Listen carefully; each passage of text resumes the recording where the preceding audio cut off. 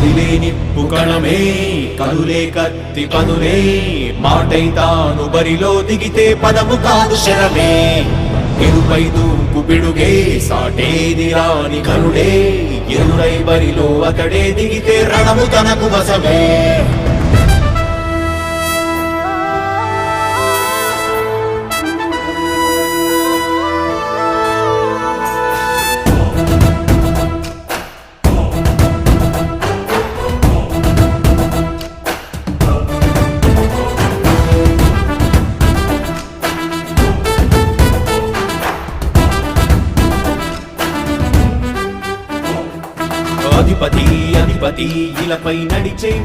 Hello hi welcome to the second episode of Mata Mantri. ఈ ఎపిసోడ్లో మనం మాట్లాడుకోబోతున్న అంశం సోషల్ జస్టిస్, సామాజిక న్యాయం. Weaving the threads of social justice is the theme of today's episode. 2019లో వైఎస్ఆర్సీపీ ప్రభుత్వం ఏర్పాటయ్యాక సామాజిక న్యాయం, సామాజిక సాధికారత ఎంతవరకు సాధించగలిగింది, వాళ్ళు తీసుకున్న ఇనిషియేటివ్స్లో ఎంతవరకు సమన్యాయం జరిగింది, ఈరోజు ఈ అంశం మీదే మనందరం మాట్లాడుకోబోతున్నాం.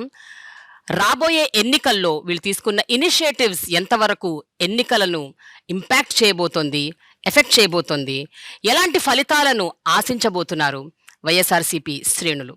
So I have with me on this special episode of Mata Mantri, weaving the threads of social justice, ministers of Andhra Pradesh government.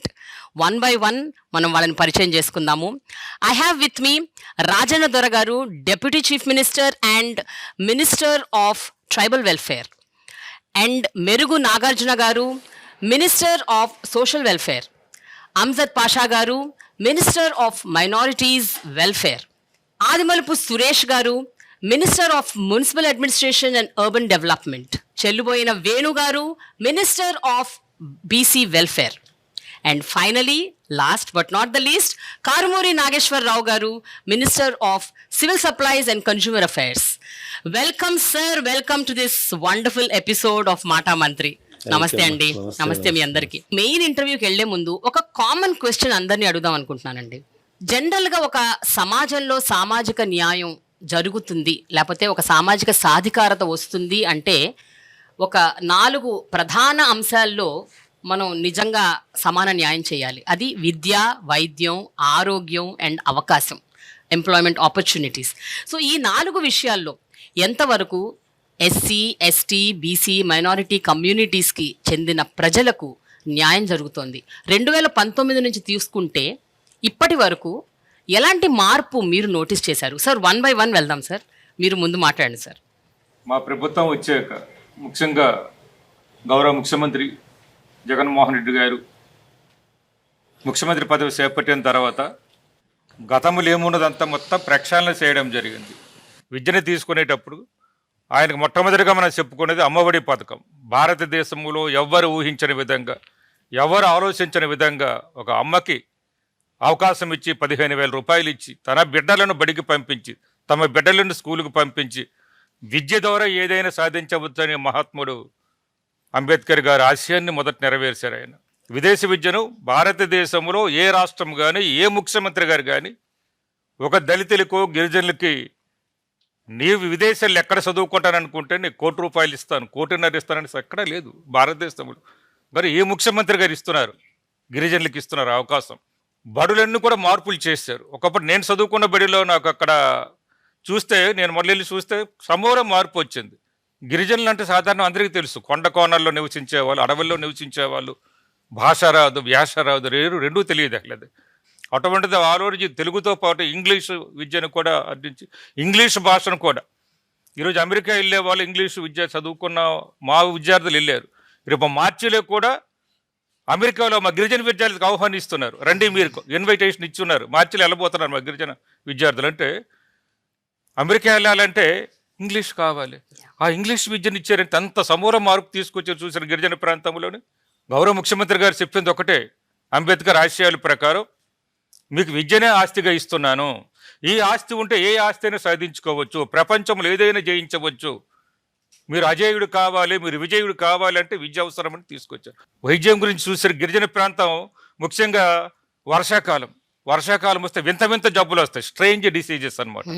అటువంటిది జరగకూడదు, గిరిజనులు కూడా మనుషులే, ఒక మానవత్వంతో అంబేద్కర్ ఆశయాలు తీసుకొని, ఒక మానవత్వంతో తీసుకొని పాడేరులో కూడా ఈరోజు వైద్య కళాశాల 500 కోట్ల రూపాయలతో నిర్మిస్తున్నారంటే ఒకసారి ఆలోచించి, ప్రతి ఐటీడీఏ పరిధిలో కూడా super speciality hospital, area hospital, community hospital ఎక్కడికక్కడనమాట.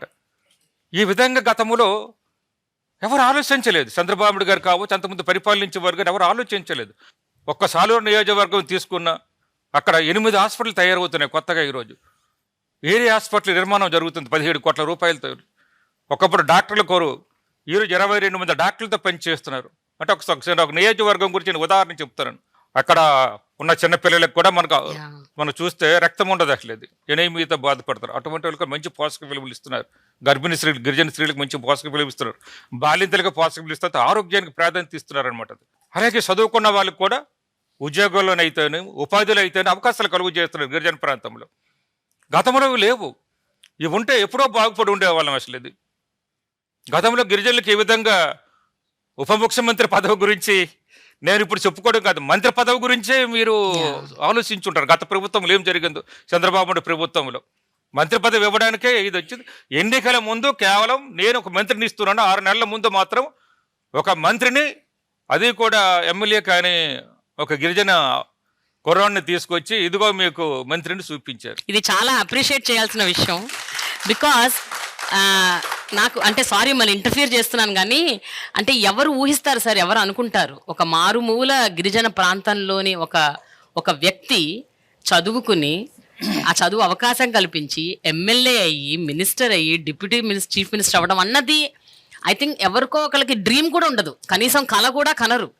అలాంటి ఒక స్థితి నుంచి మీరు ఈ స్థితికి రావటమే అసలు చాలా గొప్ప విషయం అండి. ఎందుకంటే అంబేద్కర్ యొక్క ఆశయాలను, ఆయన ఆదర్శాలను, ఆయన ఇచ్చిన భావజాలాన్ని తీసుకొని అంబేద్కర్ రాజ్యాంగాన్ని పుణుకుపుచ్చుకొని దానిలో అవగాహన చేసుకున్నారు, ఆవలింపు చేసుకున్నారు. కాబట్టి జగన్మోహన్ రెడ్డి గారు ఇవన్నీ చేయగలుగుతున్నారు. ఆయన చేశారు కాబట్టి ఈరోజు మేము కూర్చోగలుగుతున్నాం. ఈరోజు ఇక్కడ కూర్చున్నటువంటి ఈ బాబాసాహెబ్ అంబేద్కర్ గారి ఆలోచన విధానమే సామాజిక సమతుల్యత కావాలని, సమాజంలో ఉన్నటువంటి ఈ అసమానతలు పోవాలని, ఈ రుగ్మతలు పోవాలని, సమాజంలో మిగిలిన కులాలతో పాటు వీరు కూడా బ్రతకాలని ఒక గొప్ప ఆలోచనతోనే మహానుభావులు, ఇప్పుడు అంబేద్కర్ గారు కానీ, జ్యోతిరావు పూలే గారు కానీ, సాహు మహారాజ్ గారి, పెరియార్ రామస్వామి నాయకర్ గారి, ఉద్దండులంతా, అబుల్ కలాం ఆజాద్ లాంటి వాళ్ళంతా ఉద్యమాలు చేశారు. రాను రాను ఆ ఉద్యమాల ఫలితమే ఈరోజు ఆంధ్రప్రదేశ్లో మున్నెన్నడూ లేని విధంగా, ఇతర రాష్ట్రాల్లో లేని విధంగా ఈరోజు ఆంధ్రప్రదేశ్లో పరిపాలన జరుగుతూ ఉంది.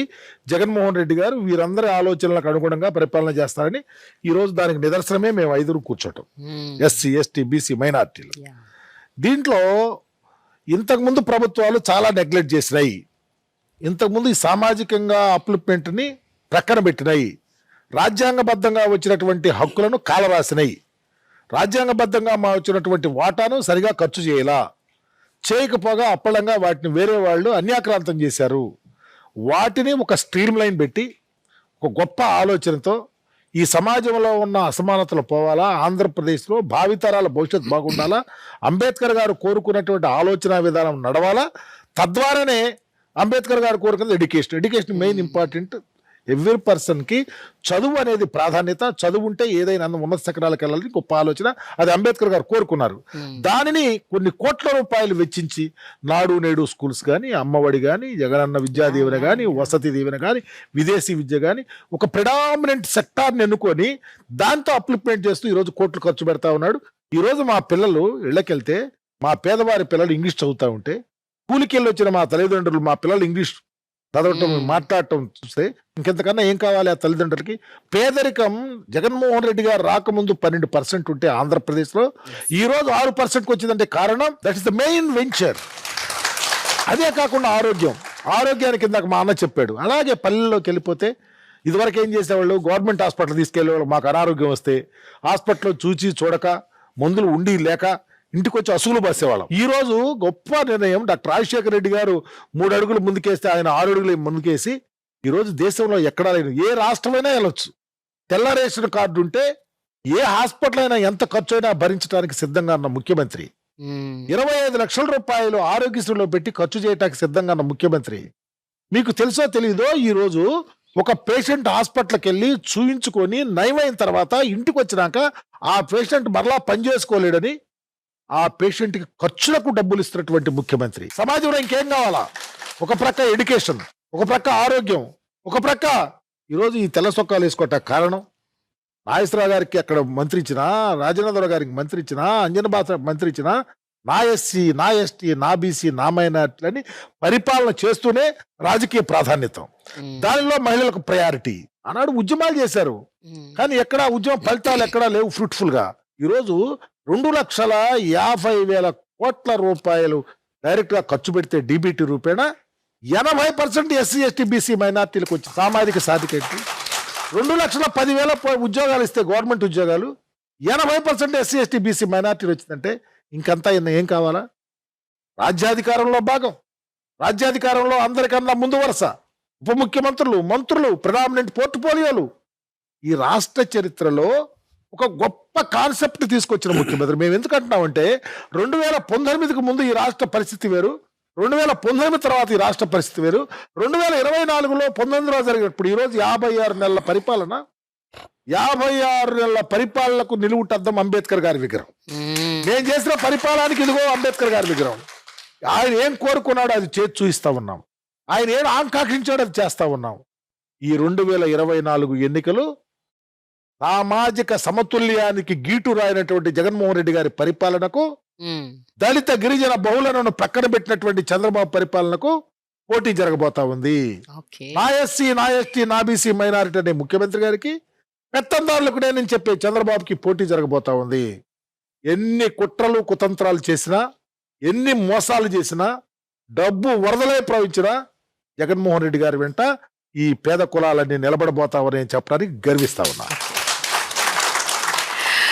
మన దేశానికి స్వతంత్రం వచ్చి 76 సంవత్సరాలు మనం పూర్తి చేసుకున్నాం. మననే 77వ స్వాతంత్ర దినోత్సవాన్ని ఎంతో ఘనంగా మనం నిర్వహించుకోవడం జరిగింది.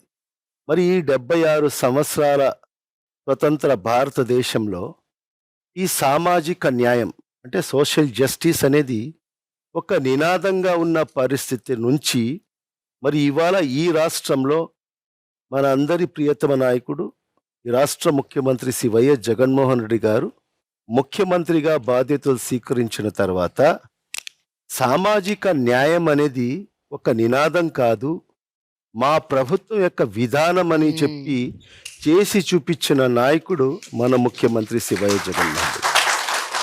ఎందుకంటే గత ప్రభుత్వాల్ని మనం చూశాం, మరి ప్రభుత్వ వ్యవస్థల్ని, ప్రభుత్వ బడుల్ని పక్కన పెట్టేసి నిర్వీర్యం చేసి మరి కార్పొరేట్ సెక్టర్లకు ప్రమోట్ చేసిన ప్రభుత్వాల నుంచి మరి ఈరోజు ఈ ప్రభుత్వంలో మన ముఖ్యమంత్రి గారు మరి ఈరోజు ప్రభుత్వ పాఠశాలలన్నీ కూడా ఈరోజు రీవ్యాంప్ చేస్తూ ఈరోజు దానికి మనం అందరం చూస్తున్నాం. ప్రభుత్వ పాఠశాలల్లో కూడా ఈ ప్రభుత్వం వచ్చిన తర్వాత ఈరోజు అడ్మిషన్స్ పెరుగుతున్న పరిస్థితి.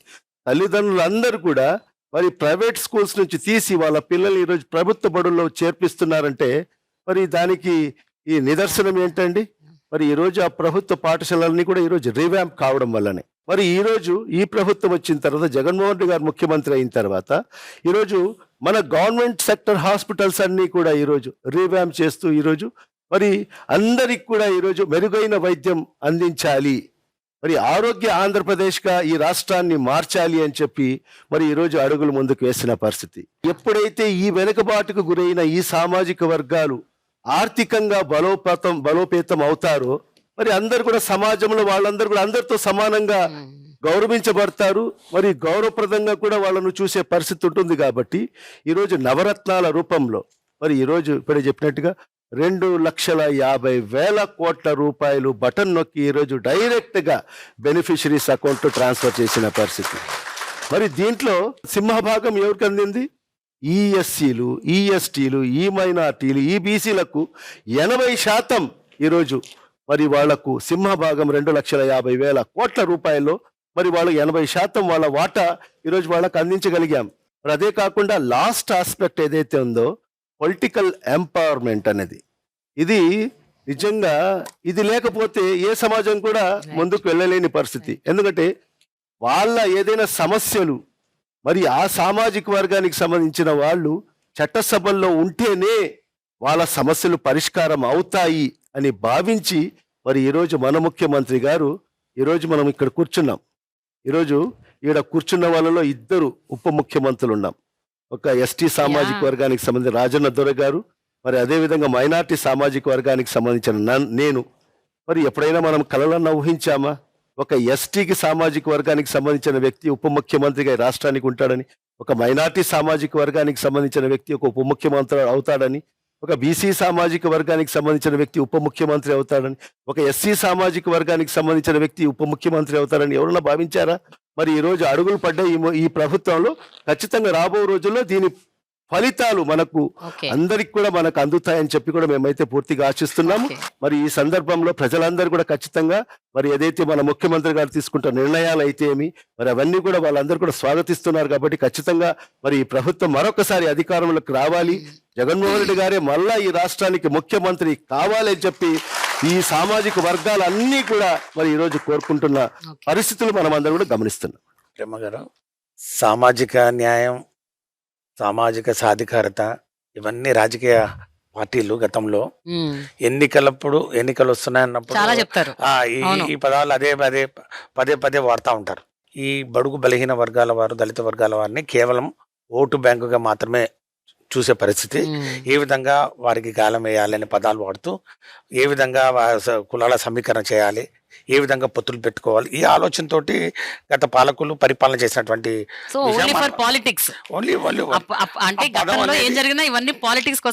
అంతకుమించి ఒక నిబద్ధత, ఒక విశ్వసనీయతతోటి అవి అమలు చేయాలి, అమలు చేసి చూస్తేనే దాని ఫలాలు ప్రజలకు అందుతాయి. ముఖ్యంగా ఈ బడుగు బలహీన వర్గాల వారు, దళిత వర్గాల వారు, ఎస్సీ ఎస్టీ బీసీలు సమాజంలో ఆల్మోస్ట్ 5 కోట్ల పైజలకు ఉన్నటువంటి పాపులేషన్లో 70% వారు ఉన్నారు. కాబట్టి వారికి అందించాలని వారి యొక్క గుండె తడి తెలిసిన వ్యక్తి ఒక నాయకుడిగా రావాల్సినటువంటి పరిస్థితి ఉంది. అప్పుడే ఇవన్నీ అవుతాయి. అలాంటి నాయకుడు ఇప్పుడు వచ్చాడు.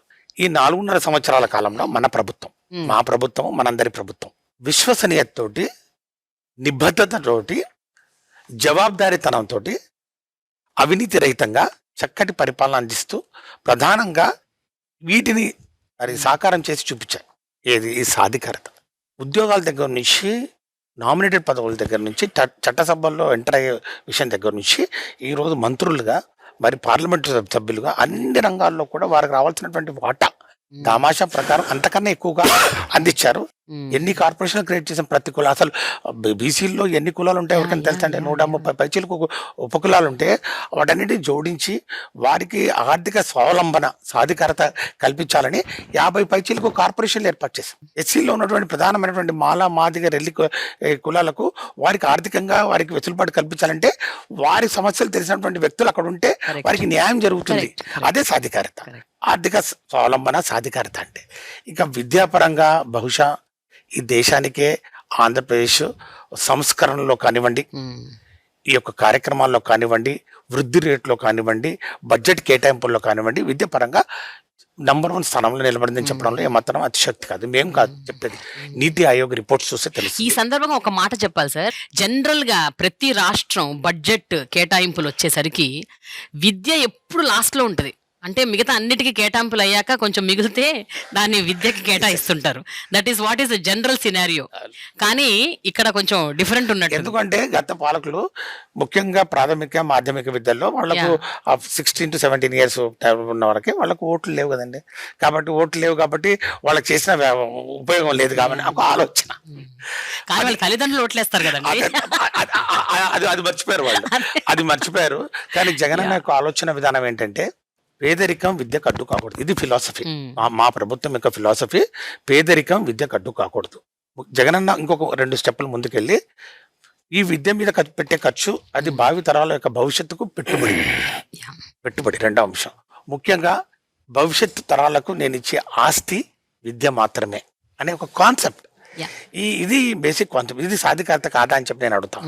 ముఖ్యమంత్రి గారి ఒక చరిత్రాత్మకమైనటువంటి ఒక ఉపన్యాసం నిన్న బాబాసాహెబ్ బిఆర్ అంబేద్కర్ గారి మహాప్రతిమ ఆయన అమృత హస్తాల మీదుగా ప్రారంభిస్తున్న సమయంలో ఆయన ఇచ్చినటువంటి ఒక స్పీచ్ నిజంగా అందరికీ ఒక మోటివేషన్. ఎందుకంటే ఈ అంటరానితనం కోసం ఎవరైతే బాబాసాహెబ్ బిఆర్ అంబేద్కర్ గారు పోరాటం చేశారో ఈ రోజు కూడా కొన్ని పార్టీలు, ఈ యొక్క పెత్తందారులు వాళ్ళ యొక్క ఆలోచన విధానంలో అంటరానితనం ఉంది.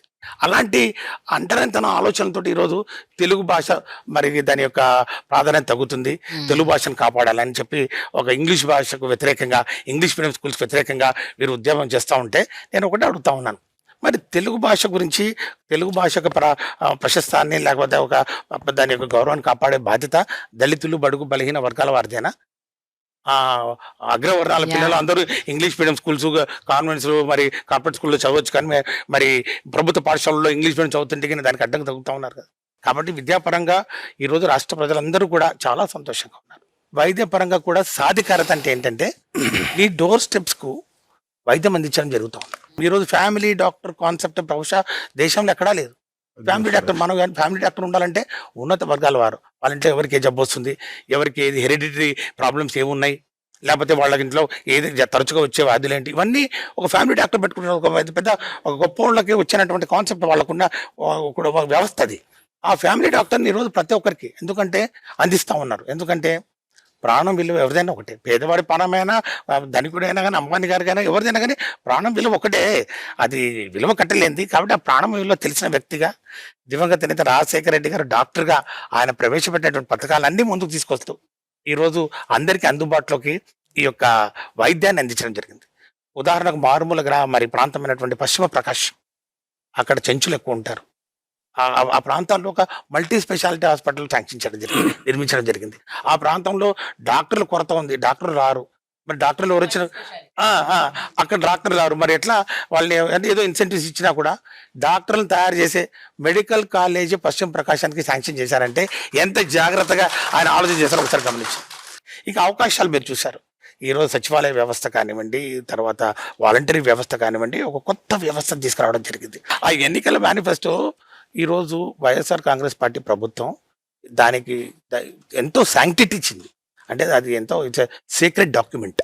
అంటే ఒక బైబిల్ కానీ, ఒక ఖురాన్ కానివ్వండి, లేకపోతే ఒక భగవద్గీత లాగా సీక్రెట్ డాక్యుమెంట్ ఇది. అంటే ఇవన్నీ మేము కమిట్మెంట్ ప్రజలకు ఇచ్చాం, దాన్ని నెరవేర్చాలని చెప్పి ఈరోజు 99% అన్నీ కూడా అమలు చేసి వారికి అందిస్తున్న పరిస్థితుల్లో ఈరోజు అందించాం. అందుకే ఈరోజు అంత విశ్వసనీయత. బాబాసాహెబ్ బిఆర్ అంబేద్కర్ గారు ఒక దళితులకే కాదు, ఈ జాతి సంపద ఇలాంటి నాయకులు అని చెప్పేసి బాబాసాహెబ్ బిఆర్ అంబేద్కర్ గారిని మరి ఈరోజు మా అందరం కూడా తలెత్తుకునే విధంగా ఆయన యొక్క విగ్రహావిష్కరణాన్ని ఈరోజు ఇక్కడ జరిపించడం ద్వారా ఈ యొక్క రాష్ట్ర ప్రభుత్వం యొక్క ఆలోచన విధానాన్ని, భావజాలాన్ని చాలా స్పష్టంగా ఈ రాష్ట్ర ప్రజలు అర్థం చేసుకున్నారని చెప్పి నేను భావిస్తూ ఈ 4 సంవత్సరాల కాలంలో ఒక విశ్వసనీయత, ఒక నమ్మకానికి ఈరోజు కేర్ ఆఫ్ అడ్రస్గా జగన్మోహన్ రెడ్డి గారు నిలిచారని చెప్పడంలో ఏమాత్రం అతిశయోక్తి కాదు. రాబోయే రోజుల్లో కూడా ఆయననే ఉంటే మా పిల్లలు మా తలరాతలు మారుతాయని చెప్పి అందరూ ఎదురు చూస్తారు. ఓకే సార్, వేణుగారు, గవర్నమెంట్ ఇనిషియేటివ్స్లోనే మీరు చొరవ తీసుకొని మీరు ఈ విద్య, వైద్యం, ఆరోగ్యం అండ్ అవకాశాల విషయంలో మీరు తీసుకున్న ఒక స్పెషల్ ఇనిషియేటివ్స్ ఏంటంటే ఏం చెప్తారు? ఈ అసమానతలు తొలగాలంటే ఏ విధమైనటువంటి పాలన సాగించే వారు వచ్చిన రోజు దీనికి వచ్చేటువంటి పరిమళం అంటే సుగంధం ఎంత గొప్పగా ఉంటుంది అని ఆనాడు బాబాసాహెబ్ అంబేద్కర్ గారు ఆలోచించారో ఆ పరిమళం ఈరోజు ముఖ్యమంత్రిగా జగన్మోహన్ రెడ్డి గారు ఈ ఆంధ్రప్రదేశ్ రాష్ట్రానికే కాదు భారతదేశానికి పంచబోతున్నాడు అంటానికి సాక్షిభూతమే ఆయన యొక్క విగ్రహావిష్కరణ అనేటువంటిది నాకున్నటువంటి నమ్మకం. ఈ దేశంలో కేంద్రం నుంచి 1 లక్ష రూపాయలు మనం గ్రామానికి పంపిస్తే 15 రూపాయలే చేరుతుంది. భారతదేశం గ్రామీణ భారతంలో ఈ అభివృద్ధి జరగలేదనంటే కారణం ఏమిటి అన్నప్పుడు నిస్సహాయతను వ్యక్తం చేసినటువంటి రాజీవ్ గాంధీకి డీబీటీ అని ఒక వరం ఇచ్చి, డీబీటీ డైరెక్ట్ బెనిఫిషరీ ట్రాన్స్ఫర్ అనేటువంటి ఒక గొప్ప మహత్తరమైన ఆలోచన చేసి బాబాసాహెబ్కి నిజమైన నివాళులర్పించాడు ఈరోజు జగన్మోహన్ రెడ్డి గారని చెప్పడానికి నేను గర్వపడుతూ ఉన్నాను. మీరు ఇప్పుడు నన్ను ఒక ప్రశ్న వేశారు, బీసీ సంక్షేమ మంత్రిగా మీరు పొందిన అనుభూతి ఏమిటి అని. నేను చాలా గర్వపడతా ఉన్నాను. ధనవంతులకు భూమి ఉంది, ధనవంతులకు ధనం ఉంది, ధనవంతులకు విద్య పట్ల అవగాహన ఉంది, వారి బిడ్డలను తీసుకెళ్లి పట్టణాల్లో ఇంజనీర్లు, డాక్టర్లు లేకపోతే చదివించుకున్నారు. ఈ పేదవాడికి ఉంది ఆశ, ఈ పేద తల్లికి ఉంది ఆశ, ఈ పేద తండ్రికి ఉంది ఆశ. అది తీరకపోవడానికి కారణం డబ్బు. వాడికి తండ్రిని అవుతాను, తల్లిని అవుతానని చెప్పినటువంటి నాయకుడు స్వర్గీయ రాజశేఖర రెడ్డి గారు. ఆయన ప్రారంభించినటువంటి ఫీజు రియంబర్స్మెంట్ ద్వారా, పూర్తి ఫీజు చెల్లించడం ద్వారా ఇంజనీర్లు అయ్యారు, డాక్టర్లు అయ్యారు, విదేశాలకు వెళ్ళగలిగారు. చంద్రబాబు నాయుడు 14లో అధికారంలోకి వస్తే ఆ ఫీజు రియంబర్స్మెంట్ 35,000కి స్లాబ్ చేసేసాడు. ఆ కులపోళ్ల కాలేజీలు ఏవైతే ఉన్నాయో, శ్రీ చైతన్య, నారాయణ, ఇటువంటి కాలేజీలు ఫీజులు ఇష్టానుసారంగా పెంచేస్తే ఈ పేదవాడు మళ్ళీ పెద్దవాడి దగ్గర, పెత్తందారి దగ్గర బానిసగా మార్చేసినటువంటి పరిస్థితులు ఉన్నాయి. అందుకే వచ్చాడు జగన్మోహనుడు, తాను పెంచినటువంటి ఫీజులను రెగ్యులేట్ చేసి ఈవేళ పేదవాడికి చిన్ననాటి నుంచి విద్యను అందించేటువంటి ఒక గొప్ప ప్రక్రియ ఈ రాష్ట్రంలో ఇది నిజమైనటువంటి నివాళి బాబాసాహెబ్ అంబేద్కర్ గారికి అనేటువంటిది నాకున్నటువంటి భావన. ఈ సమాజంలో బాబాసాహెబ్ అంబేద్కర్ గారి ఆలోచన విధానం, అసమానతలు తొలగాలి, వాళ్ళు కూడా రాజ్యాధికారంలో రావాలి. అందుకే కదా ఇవాళ రాజ్యసభలు వస్తే 4 రాజ్యసభలు, ఎక్కడ చెట్లెక్కే కాళ్ళు పార్లమెంటు మెట్లెక్కుతున్నాయి, వలేసే కాళ్ళు పార్లమెంటు మెట్లెక్కుతున్నాయి, కంబలేసుకున్న వాళ్ళు పార్లమెంటు మెట్లెక్కుతున్నాయి. మా వాణిని వినిపిస్తా ఉన్నారు. కులగణన జరగాలని ఈ బీసీ వర్గాలు అనేక సంవత్సరాలుగా ఉద్యమాలు, అనేక సంవత్సరాలుగా హర్తాళ్ళు, అనేక సంవత్సరాలుగా రిప్రజెంటేషన్స్ ఇస్తున్నారు. ఒక్క మాట అడిగాను, అన్నా బీసీల ఆకాంక్ష, ఎస్సీల ఆకాంక్ష, ఎస్సీల ఆకాంక్ష, ఈ రాష్ట్రంలో ఉన్నటువంటి జనాభా యొక్క ఆకాంక్ష కులగణన అని చెప్పినప్పుడు మారు మాట్లాడకుండా నా వాళ్ళు కోరుకున్నది నేను చేయనా అని చేయగల సత్తా ఉన్న నాయకుడు. నిన్ననే బాబాసాహెబ్ అంబేద్కర్ గారి విగ్రహావిష్కరణ రోజునే కులగణన జరిపించడం అంటే ఆయనకి మణిహారాన్ని వేస్తున్నాడు ఈ కులాల యొక్క ఆశలు తీర్చడం ద్వారా అనేటువంటిది నాకున్న ప్రత్యేక ఆలోచన. ఇది కదా ఒక గొప్ప పాలకుడు. నా వాళ్ళ జీవితాలను మార్చే క్రమంలో ఈ పాలనలో నేను కూడా భాగస్వామిని అయ్యానే. రేపు ఎన్నికలు అంటారా, రేపు పోటీ చేసేది ఎస్సీలు, రేపు పోటీ చేసేది బీసీలు, రేపు పోటీ చేసేది మైనారిటీలు, రేపు పోటీ చేసేది ఎస్టీలు. 4 కులాలు పోటీ చేస్తున్నాయి. మేము పోటీలో ఉన్నాం. మా రూపం ఎవరు? జగన్మోహన్ రెడ్డి గారు. మేము పోటీలో ఉన్నాం. మా రూపం ఎవరు? జగన్మోహన్ రెడ్డి. మీ మోసాల గురించి మేము తెలుసుకున్నాం. మీ రాతల గురించి, మీ రోతరాతల గురించి, మీరు కలయికల గురించి అర్థం చేసుకోలేని స్థితి నాడు మా వాళ్ళది. మీ గురించి అర్థం చేసుకున్నాం నేడు మేము. రేపు మమ్మల్ని మేము రక్షించుకోవడానికి ఆయుధాలు ఏమిటో అందించేటువంటి నాయకుడు పక్షాన నిలుస్తామని స్పష్టంగా నేను చెప్పగలను. Okay, thank you. నాగేశ్వరరావు గారు, ముందుగా ఒక విషయం చెప్పాలి. భారతదేశంలో మన ఎడ్యుకేషన్లో నెంబర్ 1 కేరళ. అవును, మనం చంద్రబాబు నాయుడు టైంలో 15వ స్థానంలో ఉండేవాళ్ళం భారతదేశంలో. ఇవాళ నెంబర్ 3 నుంచి ఒక 10 days క్రితానికి మనం నెంబర్ 1కు వచ్చామంటే ఇది ఆయన తీసుకున్న నిర్ణయాలని చెప్పి సందర్భంగా చేస్తాం. నెంబర్ 1. అసలు మేము చిన్నప్పుడు చదువుకునేటప్పుడు బుక్స్ ఎవరు అమ్ముతారా అంటే వాళ్ళు పాస్ అయ్యే వాళ్ళని చూసి ఆ బుక్స్ మేము కొనుక్కునేవాళ్ళం.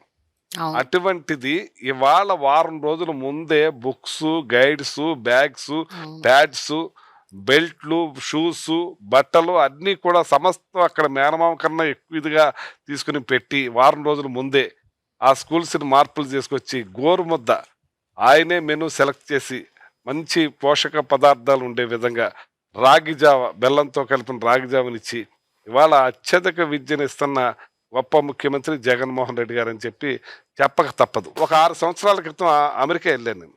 అమెరికా వెళ్ళినప్పుడు ఒక చికాగోలో చిన్న తెలుగు వాళ్ళు మీటింగ్ పెట్టారు. ఆ మీటింగ్ చూసుకుని వెళ్తుంటే ఒక అబ్బాయి వచ్చి, నాది హనుమాన్ జంక్షన్ అండి, నా తండ్రి రిక్షా తొక్కినేవాడు, 10వ తరగతి మించి నేను చదివించలేను, ఏం చేద్దంటే నాకు స్థోమత సరిపోదు బాబు అంటే నేను అనుకున్నాను. అప్పుడు ఒక ఆటో కొనుక్కుని సెటిల్ అవుదాం అనుకున్నాను. ఈ లోపల రాజశేఖర రెడ్డి గారు ముఖ్యమంత్రిగా వచ్చి ఫీజు రియంబర్స్మెంట్ ప్రకటించారు. రూపాయి ఖర్చు లేకుండా ఇంటర్మీడియట్ సెకండ్ ఇయర్, ఇంజనీరింగ్ సీట్లో రూపాయి ఖర్చు లేకుండా 4 సంవత్సరాలు చదివి క్యాంపస్ సెలక్షన్లో సాఫ్ట్వేర్ ఇంజనీర్ అయ్యాను. ఈ చికాగోలో నాకు ఆ రోజుల్లో అంటే 6 సంవత్సరాల క్రితం నాకు సంవత్సరానికి 24 లక్షలు ఇస్తున్నారు.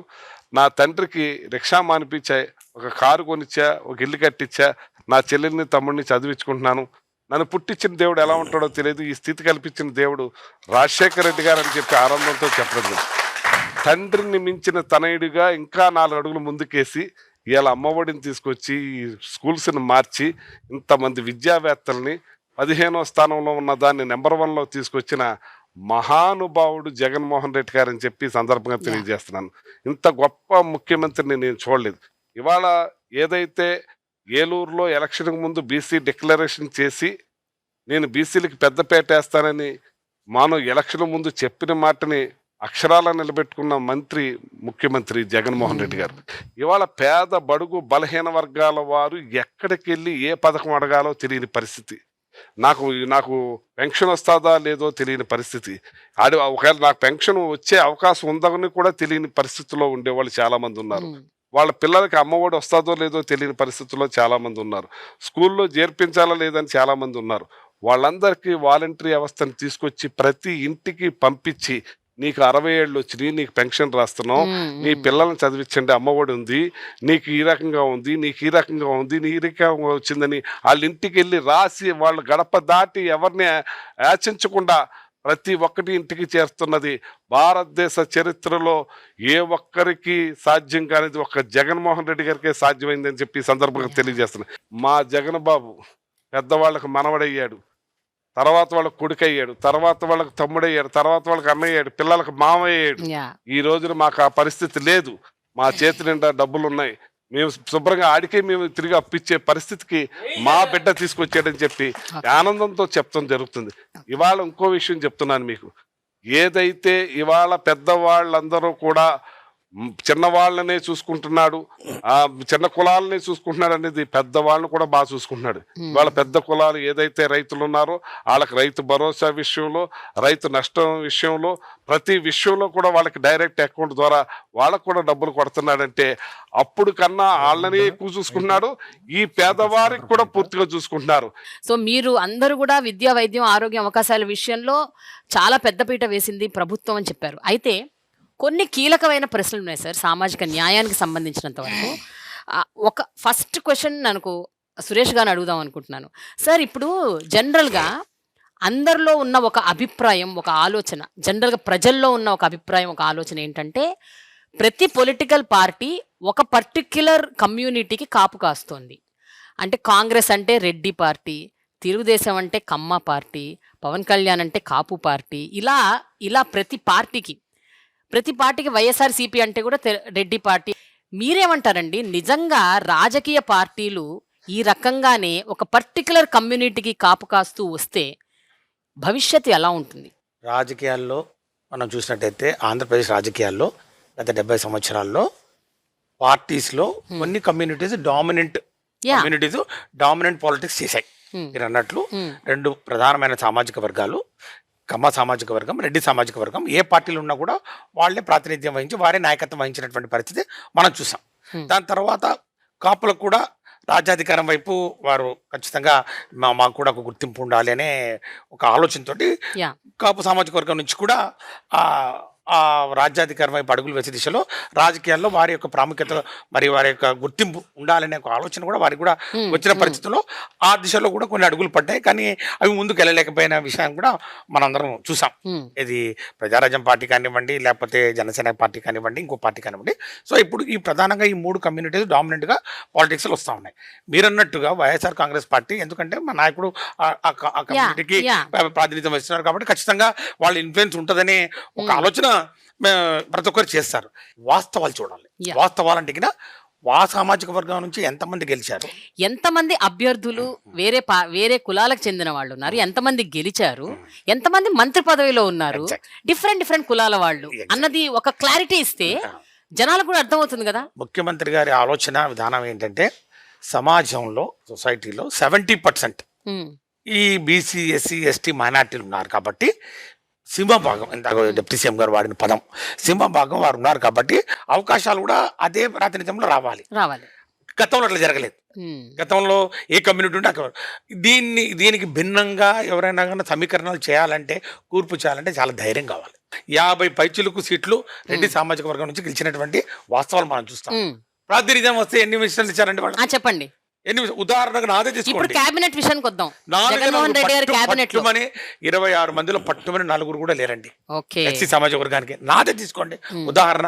ప్రకాశం జిల్లాలో senior most MLA, senior most మంత్రి బాలినేని శ్రీనివాసరెడ్డి గారు 6 సార్లు గెలిచారు. నేను 3 సార్లు గెలిచాను. నాకన్నా అన్నింటిలో సీనియర్. తర్వాత ఆయనకు ఈ ఎక్స్పీరియన్స్ వైజ్ కూడా ఆయనకు ప్రాతినిధ్యం ఇవ్వాలి. కానీ జగన్మోహన్ రెడ్డి గారి పిలుపు మేరకు బడుగు బలహీన వర్గాల వారికి, దళిత వర్గాలకి అవకాశాలు ఇవ్వాలి. మీరు అగ్రవర్ణాలు, ఇది మన పార్టీ కాబట్టి మనం అవకాశాలు ఇవ్వాలి. మనం 2 అడుగులు వెనక్కి తగ్గాలి.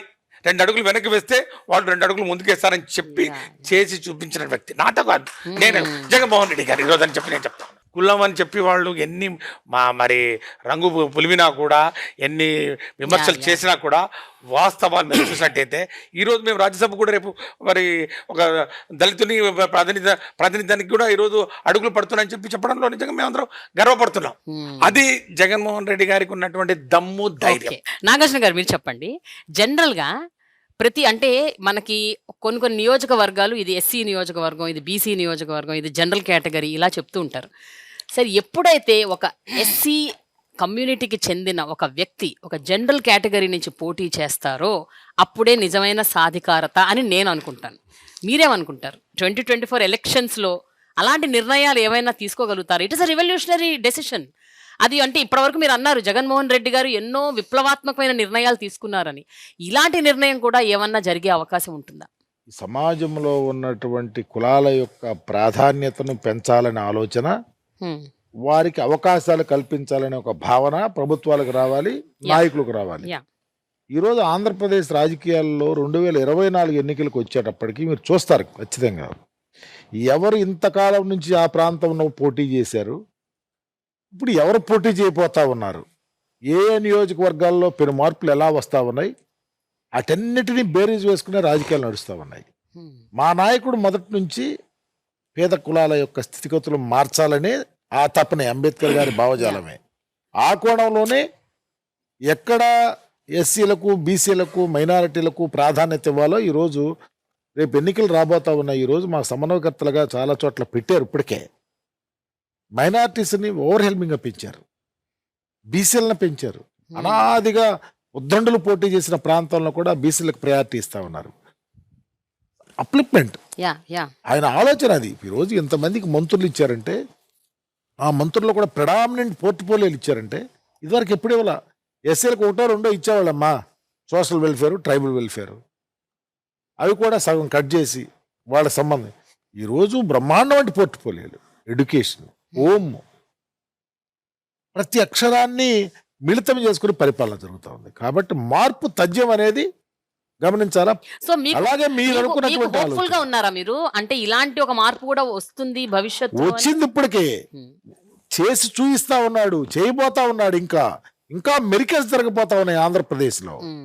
ఎక్కడ బాబాసాహెబ్ ఆలోచన విధానం, మేము నిన్నటి నుంచి ఈ రాష్ట్రంలో ఏం జరుగుతూ ఉందో చాలా మార్పులు కూడా చోటు చేసుకున్నాయి. ఆంధ్రప్రదేశ్లో జగన్మోహన్ రెడ్డి గారు ఏదైనా చేయగల సమర్థుడు. ఈ పేదల యొక్క నా ఎస్సీ, నా ఎస్టీ, నా బీసీ అని చెప్పి పరిపాలన చేస్తున్న ముఖ్యమంత్రి. ధైర్యంగా ఎవరు చెప్పలేరుగా. ఎవరైనా చెప్పారా?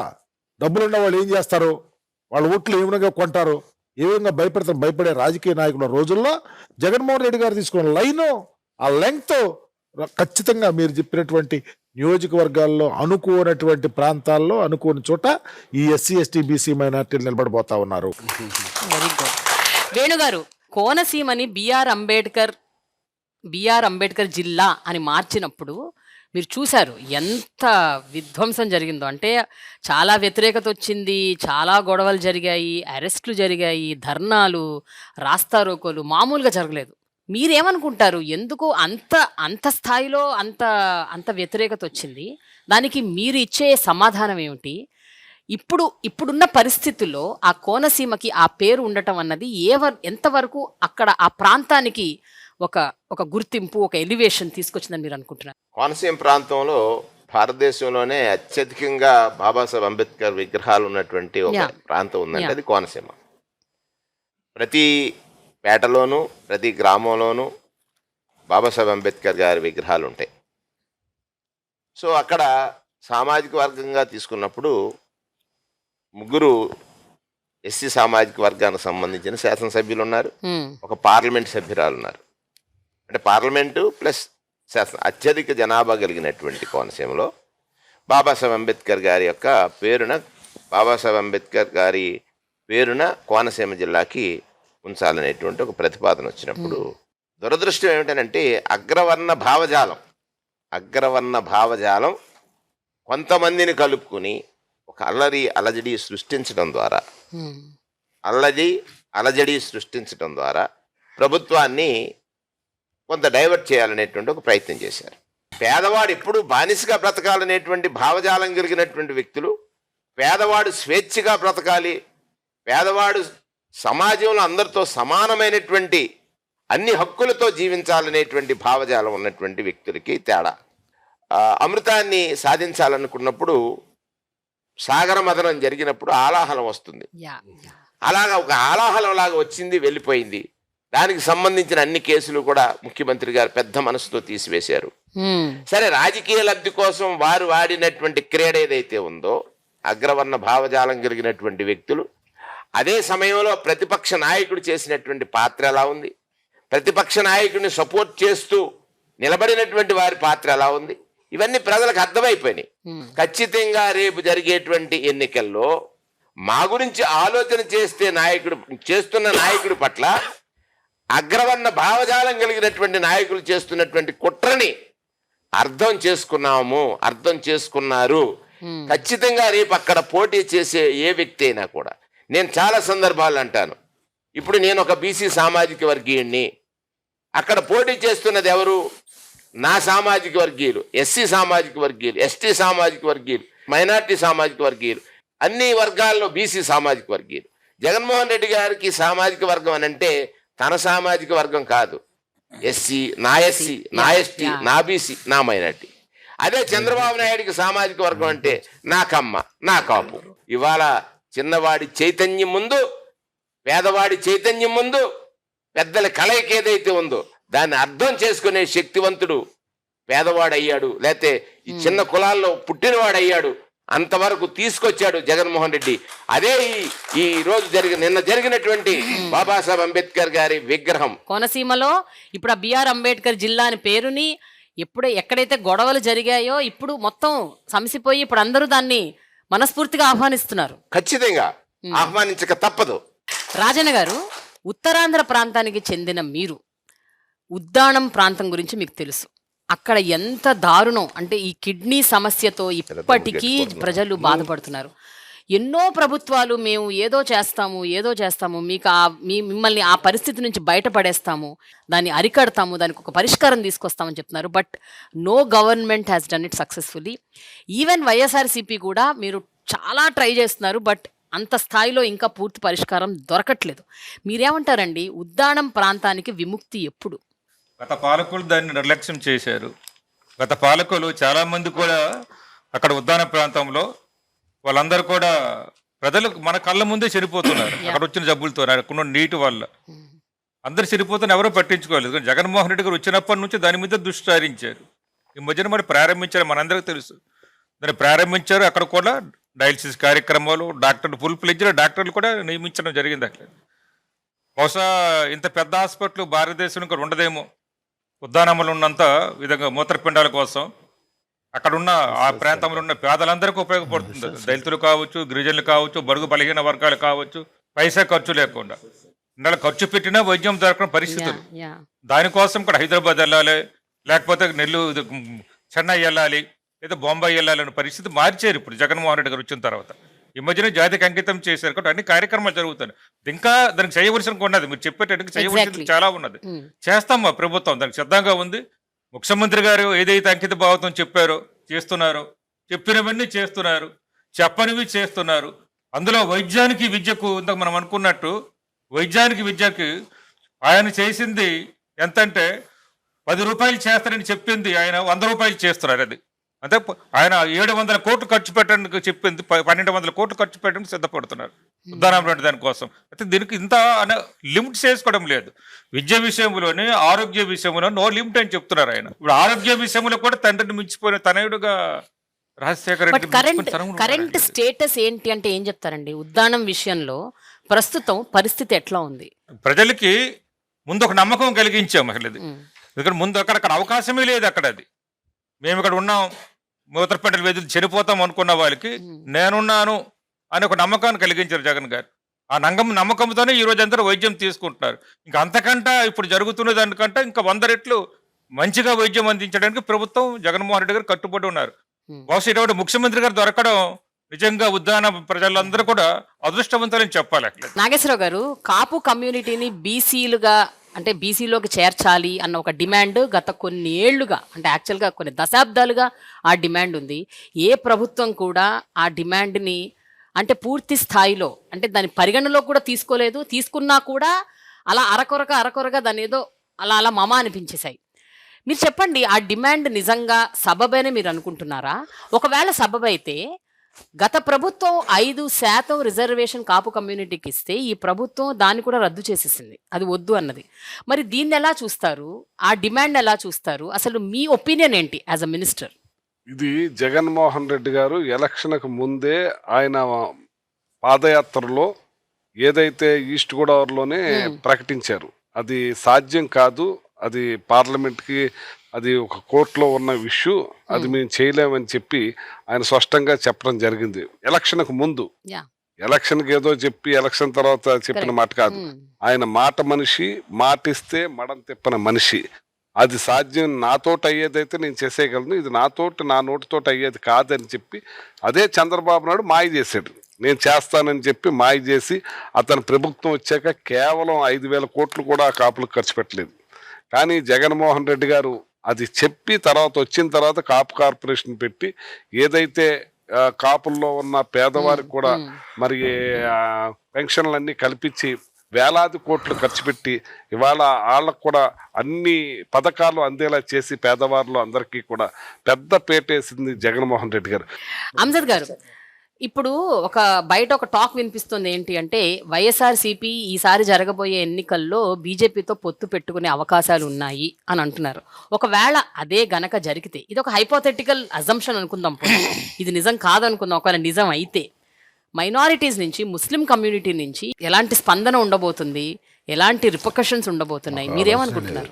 నిజంగా అండి, ఈరోజు మీరు అడిగిన ప్రశ్న ఏదైతే ఉందో, ఇది ఎప్పుడైతే జగన్మోహన్ రెడ్డి గారు ప్రత్యక్ష రాజకీయాలు ఎప్పుడైతే ప్రవేశించారో, మరి ఆనాటి నుంచి కూడా ఇదే ప్రశ్న ప్రతిపక్షాలన్నీ కూడా ఆనాటి నుంచే ఆయన మీద ఇదే ప్రశ్నలు లేవనెత్తడం జరిగింది. కానీ ఈనాటి వరకు కూడా మీరు చూశారా, జగన్మోహన్ రెడ్డి గారు బీజేపీతో జత కట్టింది ఎక్కడ దాఖలాలు ఎక్కడ లేవు. మరి ఇవాళ ఎవరైతే జగన్మోహన్ రెడ్డి గారి మీద ఎవరైతే నిందలు మోపుతున్నారో, మరి ఆ నాయకుల పరిస్థితి ఏంటి అనేది ఒకసారి మనం ఆలోచన చేయాలి కదా. వాళ్ళ వ్యక్తిత్వం ఎలాంటిది అనేది కూడా మనం ఆలోచన చేయాలి కదా. మనకు ప్రధాన ప్రతిపక్ష పార్టీ తెలుగుదేశం పార్టీ ఏంటి, ఆయన ఎన్నిసార్లు భారతీయ జనతా పార్టీతో జత కట్టారు మనందరికీ తెలిసిన విషయం. అవకాశవాది చంద్రబాబు నాయుడు అనే వ్యక్తి అవకాశవాది. ఎప్పుడైతే ఆయన సొంతంగా ఏనాడు కూడా మరి ఆయన ఇండివిజువల్గా ఎక్కడ ఆయన స్వతహాగా పోటీ చేసిన దాఖలాలు లేవు. ప్రతి సందర్భంలో కూడా మరి ఏదో ఒక రాజకీయ పార్టీలతో పొత్తులు కలుపుకొనే మరి రాజకీయ ఎన్నికల్లో పోటీ చేసిన పరిస్థితి. మరి ఆ సందర్భంగానే మరి బీజేపీతో కలిసి పోటీ చేయడం జరిగింది. మనం చూసాం 2014లో అధికారంలోకి వచ్చిన తర్వాత ఏ విధంగా వాళ్ళ ఇద్దరు మంత్రులు ఇక్కడ ఉన్నారు, వీళ్ళ ఇద్దరు అక్కడ మంత్రులుగా ఉన్నారు, మనం చూశాం కదా. మరి అలాంటి వ్యక్తులు మరి ఈరోజు మన నాయకుని యొక్క క్రెడిబిలిటీ, ఎందుకంటే ఒక నాయకుడు అంటే క్రెడిబిలిటీ ఉండాలండి. మరి ఆ క్రెడిబిలిటీ కలిగిన నాయకుడు మన ముఖ్యమంత్రి శ్రీ వైఎస్ జగన్మోహన్ రెడ్డి గారు. ఒక మాట చెప్పాడంటే ఖచ్చితంగా ఆ మాట మీద నిలబడతాడు అనే ఒక మనస్తత్వం కలిగిన వ్యక్తి మన ముఖ్యమంత్రి జగన్మోహన్ రెడ్డి గారు. మరి దానికి నిదర్శనం మనం ఇప్పటి వరకు కూడా చూస్తూనే వస్తున్నాం. మరి మొన్ననే చూడండి, మొన్న తెలంగాణ ఎన్నికల్లో మనం చూసాం. మరి అక్కడ ఎవరండి, జనసేన ఎవరితో జత కట్టి ఎన్నికల్లో పోటీ చేశారు? భారతీయ జనతా పార్టీతో జత కట్టి అక్కడ పోటీ చేశారు. మరి ఇక్కడ ఆంధ్ర రాష్ట్రంలో అదే జనసేన తెలుగుదేశం పార్టీతో జత కడుతుంది. అంటే ఇండైరెక్ట్ గానో డైరెక్ట్ గానో మరి తెలుగుదేశం పార్టీ ఖచ్చితంగా బీజేపీతో కలిసి ఉంది. దానికి నిదర్శనం కూడా మరి పురంధరేశ్వరి గారు, మరి భారతీయ జనతా పార్టీ రాష్ట్ర అధ్యక్షులు గారు, మరి ఆమె ప్రతి సందర్భంలో కూడా ఆమె మాట్లాడిన మాటలు మనం చూస్తే మరి ఆమె భారతీయ జనతా పార్టీ రాష్ట్ర అధ్యక్షురాలుగా ఆయన ఏ క్వశ్చన్ మాట్లాడలేదు. ఆమె తెలుగుదేశం పార్టీ రాష్ట్ర అధ్యక్షురాలుగా మాట్లాడిన పరిస్థితి మనం చూసాం. మరి ఇవన్నీ కూడా చూస్తే ఖచ్చితంగా చంద్రబాబు నాయుడు అనే వ్యక్తి ఖచ్చితంగా interlinked with Bharatiya Janata party. మా నాయకుడు ఒకటే మాట చెప్పారు, మేము ఎవరితో పొత్తులతో కానీ పోము. సార్ ఒక్క విషయం, రాజకీయాల అవసరాల కోసం అంటే ఇప్పుడు రాబోయే ఎన్నికల్లో ఇప్పుడు టీడీపీ జనసేన పొత్తు పెట్టుకొని 2 పార్టీలు కలిసి పోటీ చేస్తున్నాయి ఒక పార్టీకి అగేన్స్ట్గా. సో అలాంటి సందర్భంలో అవసరం అనిపిస్తే అవసరాలకు అనుగుణంగా ఒకవేళ పొత్తు పెట్టుకోవాల్సిన పరిస్థితి వస్తే, that is my question sir. లే, మా నాయకుడు స్పష్టంగా చెప్పారండి, ఎవరితో మా వైఎస్ఆర్ కాంగ్రెస్ పార్టీ ఎవరితో కూడా పొత్తు పెట్టుకోదు. మేము ఇండివిజువల్ గానే పోటీ చేస్తాం. మేము ఒంటరిగానే వైఎస్ఆర్ కాంగ్రెస్ పార్టీ 175 స్థానాలలో కూడా వైఎస్ఆర్ కాంగ్రెస్ పార్టీ పోటీ చేస్తుంది. మేము ఏ రాజకీయ పార్టీలతో కూడా మా పొత్తు ఉండదు. మా పొత్తు ఈ రాష్ట్ర ప్రజలతో మా పొత్తు అని చెప్పి మా ముఖ్యమంత్రి గారు చెప్పారు. కాబట్టి మరి ఆ సందర్భంగా ప్రజలతోనే మా పొత్తు. మరి రేపు జరగబోయే ఎన్నికలు కూడా పేదల మధ్య పెత్తందారుల మధ్య జరగబోతుంది. పేదల పక్షాన ఉండే పార్టీ ఏదంటే వైఎస్ఆర్ కాంగ్రెస్ పార్టీ. మరి ఈరోజు పెత్తందారులకు కొమ్ము కాస్తున్న పార్టీ ఏదంటే తెలుగుదేశం, జనసేన, ఇతర తోక పార్టీలన్నీ కూడా ఈరోజు పెత్తందారులకు కొమ్ము కాస్తున్నారు. 2024 ఎన్నికల్లో జగన్ గారు మరొక విప్లవాత్మకమైన నిర్ణయం తీసుకున్నారు. అది ఏంటి అంటే స్థానిక నియోజకవర్గాల్లో ఉన్న అభ్యర్థులను మార్చడం, అంటే ట్రాన్స్ఫర్ చేయటం. ఇక్కడ ఈ నియోజకవర్గం నుంచి ఇంకో నియోజకవర్గం. మీ విషయంలో కూడా అదే జరిగింది. ప్రజలు స్థానికంగా ఉన్న ఎమ్మెల్యేలకు అలవాటు పడతారు, ఆ అభ్యర్థికి అలవాటు పడతారు. వాళ్ళతో మాట్లాడటం, వాళ్ళతో ఒక అసోసియేషన్, ఒక బాండ్ డెవలప్ అవుతుంది. అది మార్చటం వల్ల ఎలాంటి ప్రాబ్లమ్స్ ఏమైనా క్రియేట్ అయ్యే అవకాశం ఉందా? ఎస్పెషల్లీ మీ విషయం గురించి చెప్పండి, మీరేమనుకుంటున్నారు? ఒక విషయం అమ్మా, ఈ పొలిటికల్ పార్టీలు రాజకీయాలు చేసే నేపథ్యంలో ఆ రాజకీయ పార్టీల అధినాయకుడి యొక్క పనితనం మీదే ఆధారపడి ఉంటాయి. ప్రాంతీయ పార్టీలు పర్టికులర్ గా జగన్మోహన్ రెడ్డి గారి బొమ్మ పెట్టుకొని మేము పోటీ చేస్తా ఉన్నాం. జగన్మోహన్ రెడ్డి గారు నన్ను వేమూరు నుంచి సంతరోతలపాడు నియోజకవర్గం మార్చారు. నేను సంతరోతలపాడుకి కొత్తవాడినైనా జగన్మోహన్ రెడ్డి గారి బొమ్మ, జగన్మోహన్ రెడ్డి గారి ఆదేశం, జగన్మోహన్ రెడ్డి గారి యొక్క కాన్సెప్ట్, జగన్మోహన్ రెడ్డి గారి పరితరం మమ్మల్ని గెలిపిస్తానికి సిద్ధంగా ఉన్నాయి. ఎందుకంటే ప్రజలను మోటివేట్ చేసుకో, పొలిటికల్ లీడర్స్ ఉంటారు ఆల్రెడీ, అక్కడ కూడా ఒక స్ట్రక్చర్ తయారై ఉంటుంది. ఆ స్ట్రక్చర్ని ఆపరేట్ చేసుకుంటా వెళ్తాం. కానీ పలికెడిది భాగవతమట, పలికించడి వాడు రామభద్రుండట, నే పలికిన బహురమగునని పలికించడి వాడు రామభద్రుడే. ఎలక్షన్ చేసి ఎలక్షన్ బొమ్మ తీసుకుని జగన్మోహన్ రెడ్డి గారు. కాబట్టి జగన్మోహన్ రెడ్డి గారిని చూసి ఓటారు, నన్ను చూసి కాదు ఓటేసేది, నా పరితరం కాదు, ఉన్నది ఇన్స్ట్రుమెంట్. కాబట్టి వేమూరులో పోటీ చేయొచ్చు, సంతరోతలపాడులో పోటీ చేయొచ్చు. కానీ ఈ నేపథ్యం మొదటి నుంచి ఉన్నాయి. మిగిలిన పార్టీలు కూడా చేయలేదని లేదు. చంద్రబాబు నాయుడు ఏ ఊరు, ఎక్కడ పుట్టాడు, కుప్పంలో పోటీ చేయాల్సిన పని ఏంటి? అక్కడే ఉండొచ్చుగా, అక్కడ అమ్మా నాన్న బంధువులు ఉన్నారుగా. వాళ్ళ కొడుకు ఎక్కడ పోటీ చేస్తున్నాడు, ఎక్కడ పుట్టాడు, మంగళగిరిలో పోటీ చేస్తున్నాడు. ఎస్సీ బీసీలు ఉన్నటువంటి ప్రెడామినెంట్ ప్లేసెస్లో నువ్వు పోటీ చేస్తావు. జగన్మోహన్ రెడ్డి గారు ఎస్సీలను మారుస్తున్నాడు, ఎందుకు మార్చకూడదు అంటున్నావు? మా పొలిటికల్ నేపథ్యంలో మా ముఖ్యమంత్రి గారి యొక్క భరోసా, ధైర్యము, దమ్ము ఉన్నటువంటి నాయకుడు ఎక్కడైనా నా వాళ్ళ గెలిపించుకొని పంపిస్తా ఉన్నాడు. ఇతను పోయిన ఎలక్షన్లో ఏం చేశాడు తెలుసా? ఎక్కడో ఆయన వనిత అన్న అమ్మాయిని తీసుకొచ్చేసి కొవ్వూరులో పోటీ చేయించాడు. కొవ్వూరులో పోటీ చేసి తిరువూరులో పోటీ చేయించాడు. ఆడ బామ్మరిది ఎక్కడున్నాడు? నిమ్మకూరు అతను బాలకృష్ణ హిందూపురంలో పోటీ చేశాడు. వాళ్ళు ఒక బూమరాంగ్ చేసే ఆలోచన ప్రజల్లో తీసుకొస్తున్నారు. దమ్ము ఉండాలమ్మా. మా నాయకుడికి ఆ దమ్ము ఉంది. ఆ దమ్ముతో పాటు ఆ బొమ్మ తీసుకుని ప్రజలకు వెళ్ళే కెపాసిటీ మాకుంది. కాబట్టి మేము ఎక్కడైనా పోటీ చేస్తాక అర్హత మాకుంది, గెలిచి తీర్తాక సిద్ధంగా ఉన్నాం. అందుకని దాని గురించి పెద్ద ఆలోచన లేదు. ఏదో పబ్బం గడుపుకోవటానికి ఎలక్షన్స్ అదేమి అసలు ఎక్కడా పని చేయవు. సార్ మీరు ఏదో ప్రోగ్రామ్కి వెళ్ళాలి అన్నారు కాబట్టి ఏదో ప్రజలతో మీకు ఏదో సమ్ ప్రోగ్రామ్ ఉంది కాబట్టి మిమ్మల్ని తొందరగా వదిలేస్తాను. ఇంకొక 2 ప్రశ్నలు వేసి ఆ తర్వాత మీరు వెళ్ళిపోవచ్చు. ప్లీజ్. గతంలో ఒక డిమాండ్ చేశారు, అదేంటి అంటే కన్వర్టెడ్ క్రిస్టియన్స్ని ఎస్సీ కమ్యూనిటీలో చేర్చాలి అన్న ఒక రిక్వెస్ట్ పెట్టుకున్నారు మీరు, అవునా? ఆ రిక్వెస్ట్ ఇప్పటికీ మీరు కట్టుబడి ఉన్నారు కదా? కట్టుబడి ఉన్నా. ఇది మీరు చెప్పండి, ఇది జెన్యూన్ గా మీరు వాళ్ళ కోసం ఆలోచించి తీసుకున్న ఒక నిర్ణయమా, లేకపోతే ఎలక్షన్స్ ని దృష్టిలో పెట్టుకొని తీసుకున్న ఒక ఎజెండా బేస్డ్? ఎస్సీలుగా ఉన్న మేము క్రైస్తవత్వం మీద, యేసు ప్రభువు మీద నమ్మకం ఉండి విశ్వాసంతో ఫారిన్ నుంచి వచ్చి సహాయం చేసేవాళ్ళు వచ్చి బోధన చేయటం వలన మాకు దాని మీద నమ్మకం వచ్చింది. లేకపోతే వెళ్తా ఉంటా చేస్తాం. దానినే గిట్టురాయిగా తీసుకొని బీసీసీలో పెట్టి మాకున్నటువంటి మా వారినే తీసుకొని ఆ అర్హతను కోల్పోతా ఉన్నాం. తద్వారా మా జీవన విధానం అది, మా ఇళ్ళు ఒక చోటే, మేము కలిసే ఉంటాం, మా పిల్లలకి ఇచ్చుకుంటాం, ఎంత పూర్తిగా part and parcel of the society. మాకు దళిత క్రైస్తవులను ఎస్సీలు చేయటం ఆమోదయోగ్యమైన విషయం అని అందరికీ తెలుసు. మా వాళ్ళకి ఏ ముఖ్యమంత్రి ఆలోచన చేయలేదు. డాక్టర్ రాజశేఖర రెడ్డి గారు ముఖ్యమంత్రిగా ఉన్నప్పుడు ఈ ఆలోచనను ప్రజల్లో తీసుకొని వచ్చారు. ఆయన కూడా ఒక చట్టం చేశాడు. అసెంబ్లీలో తీసుకొని నిండు అసెంబ్లీలో దానికి ఒక తీర్మానం చేసి కేంద్ర ప్రభుత్వానికి పంపించిన రోజులు ఉన్నాయి. ఆయన పరంపదించిన తర్వాత అది నెగ్లెక్ట్ అయింది. మరలా ఈ ముఖ్యమంత్రి గారు జగన్మోహన్ రెడ్డి గారి నేతృత్వంలో మరలా మేము అసెంబ్లీలో దాన్ని తీర్మానం చేసి కేంద్ర ప్రభుత్వానికి పంపించిన పరిస్థితి ఉంది. తప్పకుండా దానికి కట్టుబడే ఉన్నాం. మాకు రాజకీయ ఆపేక్షతో కాదు ఇది చేసేది, పొలిటికల్ గా వాడుకోవాలని చేసే ఆలోచన లేదు. ఎందుకంటే పొలిటికల్ గా ఆలోచించాల్సిన వాళ్ళు ఎవరైనా ముందు పరిపాలన చేస్తుండొచ్చు. రాజశేఖర రెడ్డి గారు చేశారు ఆ ఆలోచన, అదే కుటుంబం ఆయన కుమారుడు చేస్తా ఉన్నాడు. ఆయన ఆలోచన కూడా ఈ పేదల గ్రౌండ్ కింద ఉన్నటువంటి పేదలకు అందరికీ సహాయం జరుగుతుంది, అందరూ ఒకటే ఆలోచన. దళితులుగా ఉన్నటువంటి వారు క్రిస్టియన్స్ గా వెళ్తున్నప్పుడే దానికి దళిత క్రైస్తవులను ఎస్సీ చేయాలనే ఆలోచన.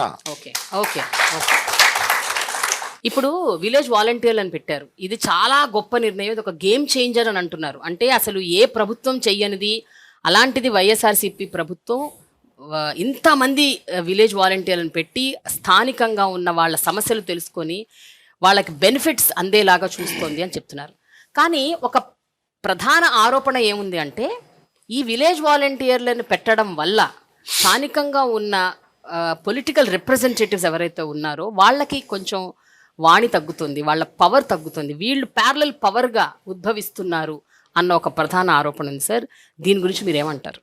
సింబాలిక్ గా నా కాన్సెన్సీ తీసుకుందాం. ఓకే, ఓవరాల్ గా రాష్ట్రం అంతా కొంత ఈ ఆలోచన లేకపోలా, కానీ మా ముఖ్యమంత్రి గారి ఆలోచన ఈ రాష్ట్రంలో మున్నెన్నడూ లేని విధంగా ఈరోజు ప్రవేశపెట్టిన ఈ సంక్షేమ కార్యక్రమాలను డైరెక్ట్ గా తీసుకెళ్ళి ప్రజలకు ఉపయోగపడాల్సిన బాధ్యత ప్రభుత్వానికి ఉంది. దానిలో భాగంగా పొలిటికలైజ్ చేయకుండా అక్కడ నిరుద్యోగ యువతను తీసుకున్నారు, పికప్ చేశారు. వాళ్ళ ద్వారా ప్రతిదీ 1వ తారీఖున ఉదయం 5 గంటలకు వెళ్ళి తలుపు కొట్టి పెన్షన్ ఇస్తున్నారు. ఇదిగో నీకు అర్హత ఉందిరా అని చెప్పి వాళ్ళతో అప్లై చేపిస్తున్నాడు. ఏ కార్యక్రమైనా తీసుకెళ్ళి అందిస్తా ఉన్నాడు.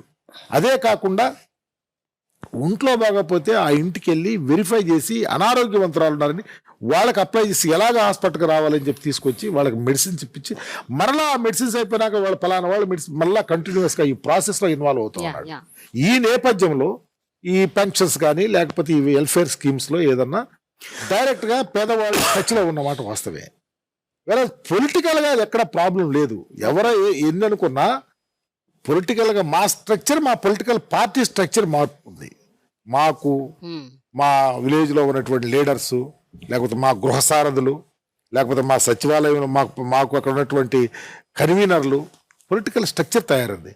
వాళ్ళకి మాకు నేపథ్యం పెట్టిన వాళ్ళు కూడా మెజారిటీ వాళ్ళు వెల్ఫేర్ స్కీమ్స్ అందించే బాధ్యతలోనే, కానీ వాళ్ళు నిరుద్యోగం ఉన్నటువంటి యువత వాళ్ళ వల్ల మా లీడర్షిప్ పోయింది అనేది చాలా తప్పు. ఎలాంటి ఇన్సెక్యూరిటీస్ లేవని అంటారా? లేనే లేవు. రిప్రజెంటేటివ్స్ ఎక్కడైనా కొంచెం ఒక ఇన్సెక్యూరిటీకి గురి, అమ్మో ఏమైపోతుంది, పదవికి ఏమన్నా అవుతుందా అన్న ఒక కైండ్ ఆఫ్ ఫీలింగ్ ఒక ఇన్సెక్యూర్. అలా ఆలోచిస్తాగలేదు. ఎందుకంటే ప్రజల్లో ఉండేవాళ్ళు.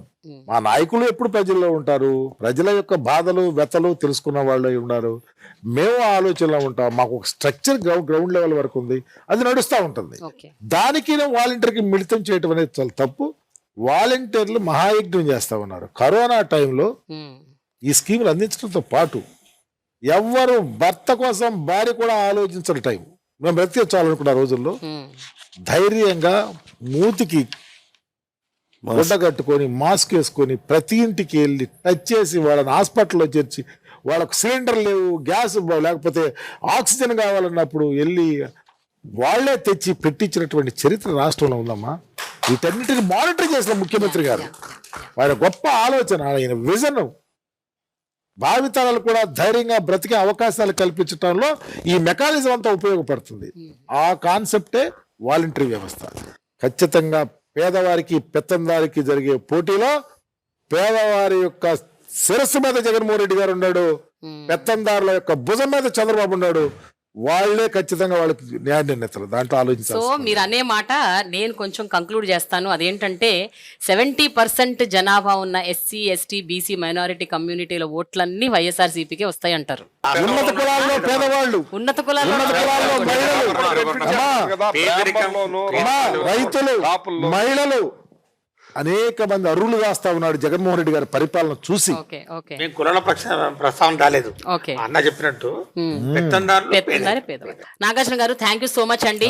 మిమ్మల్ని వదిలేస్తున్నాను, లేకపోతే అసలు మిమ్మల్ని వదిలే ప్రసక్తే లేదు. యాక్చువల్లీ ఇంకొంతసేపు మీరు ఉండాలి, బట్ మీకు ఏదో ప్రోగ్రామ్ ఉందన్నారు కాబట్టి థ్యాంక్ యూ సో మచ్ అండి. విష్ యూ గుడ్ లక్ అండి. రాజన్న గారు, మీరు చెప్పండి, గిరిజన ప్రాంతాల్లో, ఏజెన్సీ ప్రాంతాల్లో ఉన్న గిరిజన ప్రజలకు, అంటే ఈ ప్రభుత్వం వచ్చాక ఎన్నో జరిగాయి, ఎన్నో చేశారని చెప్తున్నారు, కానీ మీరు ఒక మినిస్టర్గా, ఒక డిప్యూటీ చీఫ్ మినిస్టర్గా మీరు ప్రౌడ్గా ఫీల్ అయిన సందర్భం ఏంటండి? ఆ ప్రాంతాల వారికి అంటే ఈ హయాంలో నేను ఇది చేయగలిగాను, అంటే నేను ప్రభుత్వంతో మాట్లాడి, జగన్ గారితో మాట్లాడి, నేను నా ప్రాంతానికి నేను ఇది తీసుకురాగలిగాను, చేయగలిగాను అని అనుకున్న ఒక మూమెంట్ ఏంటి, ఒక ప్రౌడ్ మూమెంట్ ఏంటి? గౌరవ ముఖ్యమంత్రి గారు మేము అడగకుండానే అడిగినప్పుడే వరం ఇస్తారు, ఆకాశంలో దేవతలు అని చెప్తారు. అడగక ముందే అన్ని ఇస్తున్నారు ముఖ్యమంత్రి గారు. కానీ మేము అడగవలసినవి కొన్ని ఉన్నాయి. అడగవలసిన ముఖ్యంగా ప్రతి ఒక్కరికి కూడా మా ప్రాంతంలో ముందు తాగునీరు అనుకుంటాం, సాగునీరు, రోడ్లు, వంతెనలు, అవి తర్వాత భూములు. భారతదేశంలో ఎవ్వరు చెయ్యని విధంగా 3 లక్షలకు పైగా ఎకరాలు భూమి ఇచ్చారు. ఆ భూమి ఇవ్వడం అంటే మరి మేము దాంట్లో పెరిచేసాం. మాకు పిలిచి చెప్పేది, ఏది అడిగినా అడగకపోయినా గౌరవ ముఖ్యమంత్రి కలిసేటప్పుడు అటవీ భూములు అందరికి అందుతున్నవి లేదా, మళ్ళీ తయారు చేస్తున్నారు లేదా అడుగుతారు. చంద్రబాబు నాయుడు పరిపాలన మనం చూసాం. ఆయన పరిపాలన మొత్తం మీద కలిపి కేవలం 17,000 మందికి 44 ఎకరాలే ఇచ్చారు ఆయనది. కానీ జగన్మోహన్ రెడ్డికి 3 లక్షల ఎకరాలకు పైగా సుమారు 2 లక్షల మందికి ఇచ్చారు. అది గర్వించదగిన విషయం. అంతే నిత్యం నేను మా ఐటీడీ ప్రాజెక్ట్ ఆఫీసర్తో, ఫారెస్ట్ అధికారులతోనూ, జిల్లా కలెక్టర్ గారితో మాట్లాడి చేస్తుంటాం. అలాగే మాకు రోడ్లు కావాలి. ఇప్పుడు ఉదాహరణకు ఒక్క సాలూరు నియోజకవర్గం తీసుకుంటే, మీకు ఎక్కడ జరుగుతున్నావో లేదో నాకు తెలియదు, కానీ ముఖ్యమంత్రి గారిని అడిగిన తర్వాత ఒక్క సాలూరు నియోజకవర్గంలోనూ నాకు ఇప్పుడు 11 రోడ్లు, పెద్ద పెద్ద రోడ్లు, 11 కోట్లు, 10 కోట్లు, 15 కోట్ల రూపాయలతో కొండల మీద జరుగుతున్నాయి. ఇదే గత ప్రభుత్వం తీసుకోండి, నా నియోజకవర్గం పేరే సాలూరు. ఆ సాలూరు మండలం అనేది పూర్తిగా గిరిజనుల మండలం.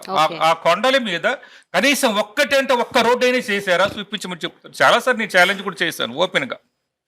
కానీ ఈ రోజు ముఖ్యమంత్రి గారి దయ వల్ల గిరిజనులు సంతోషంగా 11 పెద్ద రోడ్లు కొండల మీద జరుగుతున్నావంటే అంతకన్నా ఆనందం ఏముంటుంది చెప్పండి. అసలు రోడ్లు లేకపోతే అక్కడికి ఎవరు వెళ్ళరు, ఉద్యోగస్తులు వెళ్ళరు, గిరిజనులు వెళ్ళలేరు, ఆరోగ్య సమస్య ఉంటుంది, విద్యా సమస్య ఎవరు ఉంటుంది. ఇవన్నీ సమస్యలు పోవాలంటే ముందు రవాణా సౌకర్యం కావాలి, దానికి రోడ్లు కావాలి. అటువంటి రోడ్లు ఇస్తున్నారు.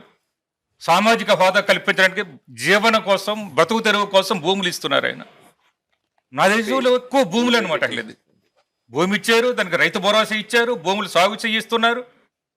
ఆ భూముల కోసం వెంటనే పట్టాలు ఇప్పిస్తున్నారు. అట్లేదు పట్టాల మీద హక్కులు కల్పిస్తున్నారు. గతంలో తెలుగుదేశం ప్రభుత్వం కొన్ని చోట్ల పట్టాలు ఇచ్చారు, కానీ భూమి ఎక్కడుందో చూపించలేదు, దాని మీద హక్కులు కూడా లేదు. ఈ రోజు ఆయన ఇచ్చిన 3 లక్షల ఎకరాల భూమికి కూడా సుమారు 2 లక్షల మందికి కూడా హద్దులతో పాటు, సరిహద్దులతో పాటు మ్యాప్, స్కెచ్తో పాటు ఇస్తున్నాం. అట్లేదు అది నా హయాంలో జరుగుతున్నది. అట్లేదు అలాగే రోడ్లు వంతెనలు కూడా అసలు అన్ని చోట్ల కూడా అసలు ఒక్క సాలూరు నియోజకవర్గం ఉదాహరణకు మీకు చెప్పాను కానీ అన్ని నియోజకవర్గం దగ్గర చెప్తూ జరుగుతున్నది.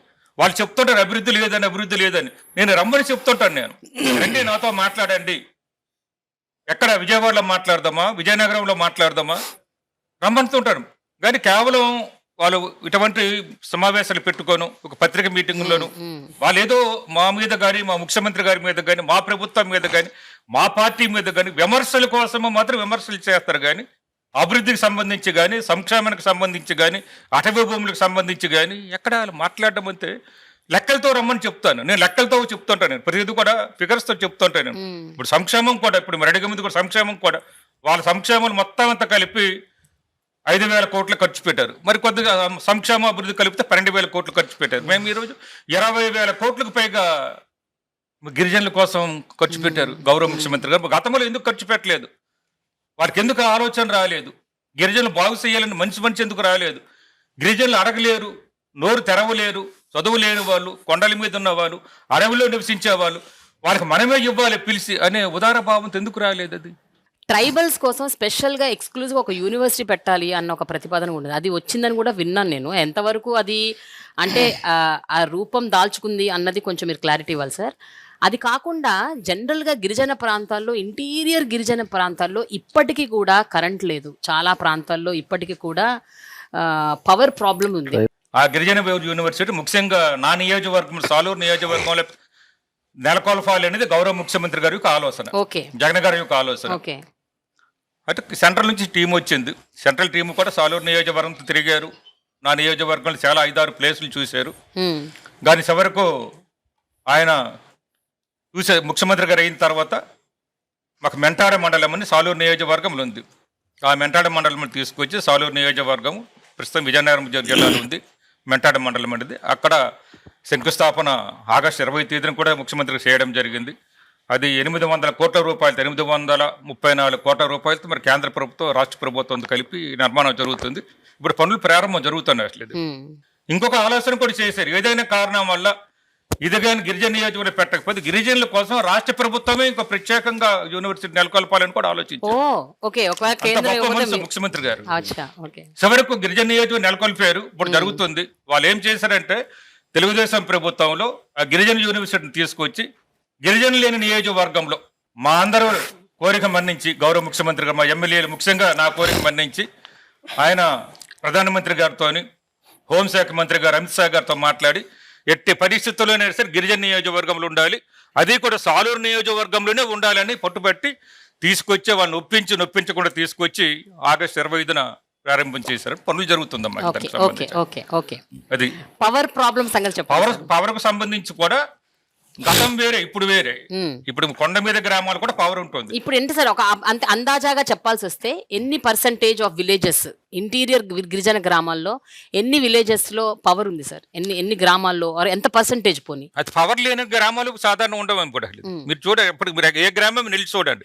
అంటే కొన్ని చోట్ల మన పవర్ లేదని చెప్పడానికి ఎలాగుంటుంది అంటే, కొన్ని మాకు ఒరిస్సా నుంచి కొంతమంది వస్తారు, కొండల దగ్గరికి వచ్చి ఒరిస్సా నుంచి కొంతమంది వచ్చి అక్కడ చిన్న గూడేలు అని, మా పక్క వలసలు అంటాం, ఇటు సైడ్ గూడేలు అంటారు, చిన్న గ్రామాల్లో నిర్మించుకుంటారు. ఆ గ్రామాల్లో 10 మంది 20 మంది కుటుంబాలు ఉంటాయి. అటువంటి వాటికి కొత్తగా మనం వేయవలసి ఉంటుంది. కానీ మొదట్లో ఉన్నటువంటి మ్యాక్సిమం వేసాము. అది కొన్నిసార్లు ఇంతకు నేను చెప్పిన రోడ్లు లేకపోవడం వల్ల ఈ ట్రాన్స్పోర్టేషన్ మనకు స్తంభాలన్నీ తీసుకెళ్ళాలి కదా, ఐరన్ స్తంభాలు తీసుకెళ్ళాలి కాబట్టి ఆ విధంగా అప్పుడు ఆగింది. కానీ ప్రస్తుతం అయితే మాత్రం నాకు తెలిసినంత వరకు, నా దగ్గర ఇన్ఫర్మేషన్ ప్రకారం అన్ని గ్రామాలకు ఉన్నది ఈ కొత్తగా ఏవైతే వెలిసేవో, కొత్తగా ఏవైతే మాకు అక్కడ నుంచి ఒరిస్సా నుంచి కానీ ఛత్తీస్గఢ్ నుంచి కానీ వస్తున్నారు మనకు ఎక్కువ మంది. నా నియోజకవర్గంలో 10,000 మంది వరకు ఉంటారు ఒరిస్సా నుంచి, ఛత్తీస్గఢ్ నుంచి వచ్చిన గిరిజనులు. అటువంటి దగ్గర అక్కడ మాత్రం ఇంక లేదు. వాటిని కూడా ఇస్తున్నాం. వాళ్ళు కూడా రేషన్ కార్డులు ఇస్తున్నాం. వాళ్ళ ఆధార్ కార్డులు చేసుకున్నామంటే రేషన్ కార్డులు ఇస్తున్నాం. మన ప్రభుత్వం ఏదైతే సంక్షేమ పథకాలు ఇస్తుందో గౌరవ ముఖ్యమంత్రి గారు, వీటిని చూసి ఒరిస్సా నుంచి ఎక్కువ మంది మనకు మైగ్రేట్ అయ్యి వచ్చేస్తున్నారు. ఛత్తీస్గఢ్ నుంచి కూడా వచ్చేస్తున్నారు. కనీసం ఒరిస్సాలు ఎంత ఇస్తున్నారు అనుకుంటున్నారు? 500. మనం ఇక్కడ 3,000 ఇస్తున్నాం. ఇక్కడ అమ్మఒడి పథకం కానీ వైఆర్ చేయూత పథకం కానీ ఇవన్నీ మనం చూస్తున్నాం కదా, అందువల్ల ఎక్కువ మంది వస్తున్నారు. అటువంటి కొత్త చోట్ల మాత్రం అక్కడే లేదు, కానీ ఇంచుమించు అన్ని గ్రామాల్లో కూడా కరెంట్ ఉందమ్మా. ఓకే నాగేశ్వరరావు గారు, ఇందాక మనం అంబేద్కర్ స్టాచ్యూ గురించి మాట్లాడుకున్నాం. అంబేద్కర్ స్టాచ్యూ విజయవాడలో నడిబొడ్డున 206 అడుగుల ఎత్తున అత్యద్భుతంగా రూపొందించడమే కాకుండా కింద అంటే అంబేద్కర్ స్టాచ్యూ కింద ఒక పిరమిడ్ షేప్లో బ్రహ్మాండమైన ఫెసిలిటీస్ కూడా కల్పించారు. ఒక విషయం చెప్పండి, అన్ని రాష్ట్రాల్లో కూడా అంబేద్కర్ స్టాచ్యూ ఉంది. ఒకటి కాదు, కొన్ని వందలు వేలు ఉన్నాయి. తెలంగాణలో ఈ మధ్య ఒక పెద్ద స్టాచ్యూ పెట్టారు సెక్రటేరియట్ దగ్గర. మీరేమనుకుంటున్నారు, ఇక్కడ ఉన్న అంబేద్కర్ స్టాచ్యూకి మిగతా రాష్ట్రాల్లో ఉన్న స్టాచ్యూకి తేడా ఏమిటి? అంటే దీనికి దానికి ఏ రకమైన అంటే ఒక సమూలమైన తేడాలు ఏంటి? మీరు ఏం గమనించారు అంటే మీరేం చెప్తారు? 2017లో చంద్రబాబు నాయుడు గారు ఎస్సీల్లో ఎవరన్నా పుట్టాలని కోరుకుంటారు, ఎస్సీలను అవమానించి అన్ని చేసి దగ్గరికి వచ్చి ఎలక్షన్ టైంలో అసెంబ్లీలో అనౌన్స్ చేసి శంకుస్థాపన చేసి కనీసం ఒక ఇటుకు కూడా పెట్టకుండా అంబేద్కర్ విషయాన్ని అలా పక్కన పెట్టి వదిలేశారండి. ఇవాళ జగన్మోహన్ రెడ్డి గారు ఎలక్షన్లో మాట ఇవ్వకుండా, ఎలక్షన్లో చెప్పలేదు ఈయన నేను అంబేద్కర్ విగ్రహం పెడతానని చెప్పి, ఏదైతే ల్యాండ్ ఉందో ఆ ల్యాండ్ని దారదత్తం చేసేయాలని చెప్పి మాల్స్కి ఆ ప్రభుత్వం చూసింది ఈ ల్యాండ్ని. కానీ ఇదే ల్యాండ్లో ఇవాళ బాబాసాహెబ్ అంబేద్కర్ గారిది విగ్రహంతో పాటు ఇక్కడ ఎన్నో ఫెసిలిటీస్ ఇప్పుడు చూస్తున్నాం. ఈ థియేటర్ చూడండి, అలాగే లైబ్రరీ చూడండి, అలా ఎన్ని రకాలు ఇందులో చూసేటట్టు ప్రజలకి వచ్చిన మన చూసే టూరిస్టులకి అందరికీ కూడా ఒక ప్రత్యేకంగా ఒక అనుభూతి కలిగేటట్టు అసలు బాబాసాహెబ్ అంబేద్కర్ గారు ఎలా పుట్టారు, ఎలా పెరిగారు, ఎలా చదివారు, ఎలా విదేశాల్లో చేశారు, ఎలా రాజ్యాంగం చేశారు, టోటల్గా కన్నులకు చూపించేటట్టుగా ఏర్పాటు చేసి ఇన్ని రకాల ఫెసిలిటీస్ పెట్టి, ఇంత పార్క్ పెట్టి, లైటింగ్ పెట్టి ఎన్నో రకాలు చేశారు.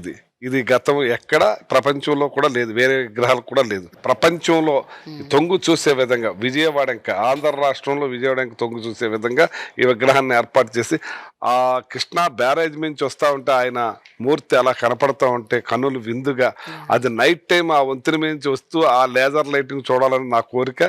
బాబాసాహెబ్ బిఆర్ అంబేద్కర్ స్మృతివనం అంటారు ఈ ప్లేస్. అవును, స్మృతివనం. ఇప్పుడు మనం కూర్చున్న ప్లేస్ ఏరియాను దీన్ని కాలచక్ర మహామంటపం అంటారు. దీన్ని కాలచక్ర మహామంటపం అంటారు. దీంట్లో ఈ కాలచక్ర మహామంటపంలో కింద ఏదైతే బాబాసాహెబ్ బిఆర్ అంబేద్కర్ గారి మరి పాదాల కింద ఇది డిజైన్ చేసాం అనమాట. దీంట్లో మోస్ట్ ఇంపార్టెంట్ థింగ్ రెండు యాక్షన్. ఒకటేమో మనం కూర్చుందేమో బిహార అంటారు దీన్ని. బిహార ఇది ఒక థియేటర్ అనమాట. బిహార అంటే బేసికలీ బుద్ధిస్ట్ ఆర్కిటెక్చర్ గా తీసుకోవడం జరిగింది. బుద్ధిస్ట్ ఆర్కిటెక్చర్ లో ప్రధానంగా రెండు అంశాలు మనకు కనపడుతుంటాయి: చైత్యాలు, స్తూపాలు, చైత్య, విహారాస్ అనమాట. విహారాస్ అంటే మెడిటేషన్ సెంటర్స్ లా ఉంటాయి అనమాట. It's meditation centre, something like that అనమాట. ఇట్స్ మెడిటేషన్ సెంటర్ అనమాట. ఇక్కడ 10 minutes వీడియో ఉంటుంది ఇక్కడ. సో అందుకు దీనికి విహారం పెట్టాం. చైత్య అన్న మ్యూజియం ఉంటుంది అండ్ ఎక్స్పీరియన్స్ సెంటర్. అంటే కాలచక్ర మహామండపం ఎందుకు పేరు పెట్టామంటే ఆయన జననం నుంచి మరణం వరకు అనేకమైనటువంటి ఘటాలని అక్షర ప్రతిబింబిస్తూ సాక్షాత్కరిస్తే, అంటే అబ్సల్యూట్లీ మనం యూ కెన్ రిలీవ్ ఆయన చదివిన ప్లేసెస్ కానివ్వండి, ఆయన ఎదుర్కొన్నటువంటి ఆ యొక్క ఛాలెంజెస్ ఏవైతే ఉన్నాయో వాటన్నిటినీ ఇంపార్టెంట్ ఘటనలన్నింటినీ కలుపుతూ అదొక కాలచక్రం. అందుకు దాని పేరు కాలచక్ర మహామంటపం. That is the main thing అనమాట. రెండవది ఒక కన్వెన్షన్ సెంటర్ కూడా, అంటే ఒక 2000 మంది సీటింగ్ కెపాసిటీ కన్వెన్షన్ సెంటర్. అంటే ఈ ప్రాజెక్టు సెల్ఫ్ సస్టైనింగ్ మోడల్. ఒక సెల్ఫ్ సస్టైనింగ్ మోడల్ అంటే దీన్ని రేపు రాబోయే రోజుల్లో దీన్ని అందరికి ఇదే అదే మెయింటైన్ అయ్యేలాగా. సో అందుకు ఎక్కువ ఆల్మోస్ట్ 400 crores పైగా ఖర్చు పెట్టడం జరిగింది. దాని మీద కూడా సోషల్ మీడియాలో రాస్తా ఉన్నారంట జరిగిందని. ఇన్ఫాక్ట్ దాని వాల్యూ ఇంకా మచ్ మోర్ దాన్ దట్. ఎందుకంటే ఇది ఇక్కడ ఉన్నటువంటి విజయవాడ నడిబొడ్డున ఆల్రెడీ చుట్టుపక్కల ఏరియాలంతా డెవలప్ ఏరియాలో ఈ ప్లేస్ లో గత పాలకులు ఇక్కడ ఒక కమర్షియల్ కాంప్లెక్స్ పెట్టాలి, ఇక్కడ బిజినెస్ సెంటర్స్ పెట్టాలి, మాల్స్ పెట్టాలి అని ఈ విధంగా ఆలోచన చేశారు. గౌరవ ముఖ్యమంత్రి వారి యొక్క ఆలోచన విధానం వేరే. ఇది ఒక సోర్స్ ఆఫ్ ఇన్స్పిరేషన్ ఉండాలి, స్ఫూర్తిదాయకంగా ఉండాలి. ఆయన యొక్క ఆలోచనలు, ఆయన యొక్క భావజాలను ఏ విధంగా ప్రభుత్వం ముందుకు తీసుకుపోతా ఉందనడానికి నిదర్శనంగా, నిలువెత్తు సాక్ష్యంగా ఈ యొక్క విగ్రహం నిలబడాలని చెప్పి దీనికి స్టాచ్యూ ఆఫ్ సోషల్ జస్టిస్ అని పేరు పెట్టి ఈ యొక్క ఆయన నిన్న మాట్లాడుతూ కూడా అన్నారు కదా, స్టాచ్యూ ఆఫ్ లిబర్టీ గురించి మాట్లాడుకుంటాము న్యూయార్క్ లో, మళ్ళీ దీని గురించే మాట్లాడుకుంటామని ప్రపంచవ్యాప్తంగా. ఆల్మోస్ట్ ఒక 500 tons of steel and bronze, totally made in India. Totally made in India. మంచి మంచి మరి నిపుణులు ఎవరైతే ఉన్నారో వాళ్ళందరినీ దేశం అంతటా వెతికి వాళ్ళని పట్టుకొని వాళ్ళ ద్వారా ఈ విగ్రహం తయారు చేసుకోవడం జరిగింది. ఈ ఆర్కిటెక్చర్ కూడా మీరు ఒకసారి గమనిస్తే అంత బుద్ధిస్ట్ ఆర్కిటెక్చర్, శాండ్ స్టోన్ తోటి నిర్మాణం చేయడం జరిగింది. వేణుగారు, ఇప్పుడు బీహార్లో ఈ మధ్య ఒక క్యాస్ట్ సర్వే జరిగింది. ఆ క్యాస్ట్ సర్వేలో ఆల్మోస్ట్ 63% ఓబీసీలు ఈబీసీలు ఉన్నారని తేలింది. ఆంధ్రప్రదేశ్లో కూడా ఏదో అట్లాంటిది ఒకటి చేశారు అని విన్నాను. Correct me if I'm wrong. But ఒకవేళ అలాంటి చేసుంటే ఇక్కడ ఎలాంటి అవుట్కమ్ వచ్చింది, మీరేం గమనించారు? అండ్ ఈసారి జరగబోతున్న ఎన్నికల్లో ఇది ఏ రకంగా ఇన్ఫ్లుయెన్స్ చేస్తుంది అనుకుంటున్నారు? అంటే ఈ క్యాస్ట్ సర్వే అన్నది how is it going to influence the vote of YSRCP? నిన్ననే ప్రారంభించామమ్మా. యాక్చువల్గా ఏప్రిల్ 11 మహాత్మా జ్యోతిరావు పూలే గారి జన్మదినం రోజున అనౌన్స్ చేశాం. లాస్ట్ ఇయర్ అనౌన్స్ చేశారు. Yeah, okay. బీహార్ ఏ మోడల్లో చేస్తుంది, బీహార్లో ఏ విధమైనటువంటి అడ్డంకులు కల్పించారు, కోర్ట్స్లో ఎట్లా వాళ్ళు ఛాలెంజ్ చేశారు, ఎవ్రీథింగ్ మేము చాలా క్లోజ్గా మానిటర్ చేసి లాస్ట్ క్యాబినెట్లో నిర్ణయం చేయటం జరిగింది. నిన్న ఏదైతే సామాజిక న్యాయ రూపశిల్పం ప్రారంభమైందో నిన్న నుంచే క్యాస్ట్ సర్వే స్టార్ట్ అయింది. ఆ రకంగా కూడా నివాళి ఇచ్చామని చెప్పాను ఇంతకుముందు. సో ఇక్కడ ఇది చాలా సున్నితమైనటువంటి కోరిక, పర్టికులర్ గా బీసీఎస్కి. 1951 నుంచి ప్రతి 10 సంవత్సరాలకి జనగణన జరుగుతుంది. 21లో జరగలేదు, పోస్ట్ పోన్ అయింది. ఆ సందర్భంలో మేము శాసనసభలో ఒక సుదీర్ఘమైన చర్చ చేసి జనగణన జరిగే సందర్భంలో కులగణన కూడా చేర్చాలి అనేటువంటి ఒక డిమాండ్ ఉంది రాష్ట్ర వ్యాప్తంగా, పర్టికులర్ గా బీసీస్ లో. దాన్ని మీరు దానిలో చేర్చండి అనేటువంటి దాన్ని చేరుస్తూ ఒక తీర్మానాన్ని ప్రవేశపెట్టి ఏకగ్రీవంగా శాసనసభలో ఆమోదించి కేంద్రానికి పంపించాం. జగన్మోహన్ రెడ్డి గారు ఈ దేశంలో అనేక మంది సంస్కర్తల సమ్మేళనం, అంటే మిళితమైనటువంటి ఒక సంస్కర్తగా మారాడు జగన్ గారు అని నేను అంటాను.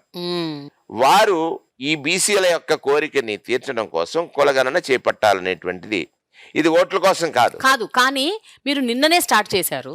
ఎలక్షన్స్ కరెక్ట్ గా ఇంకొక 1.5-2 months లోనే ఉన్నాయి.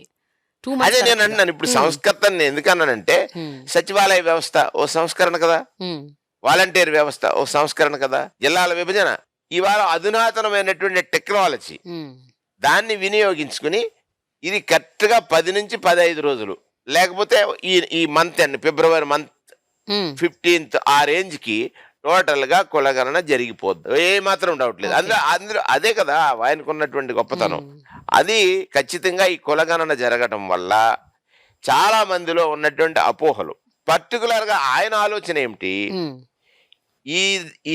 ఈ రాష్ట్రంలో ఇంకా కొన్ని కులాలకి విద్య అందక, ఇంకా కొన్ని కులాలకి ఆరోగ్యపరమైనటువంటి అంశాలు తెలియక, ఆరోగ్యం ఎక్కడ రక్షించుకోవాలని తెలియక, ఇప్పుడే ఈ మధ్యలో చూడండి ఆరోగ్య సురక్ష పెట్టాడు, జబ్బుని జల్లెడ అంటాం కదా మనం, ధాన్యం జల్లించే జల్లెడేసి పెట్టేశాడు. అసలు ఆ గ్రామంలో ఎవరికి క్యాన్సర్ ఉంది, ఎవరికి పరాలసిస్ ఉంది, ఎవరికి ఏ రకమైన దీర్ఘకాలికమైనటువంటి జబ్బు ఉంది అనేటువంటి పెట్టేశాడు. అది సంస్కరణకు వచ్చేటువంటి ఆలోచనలే.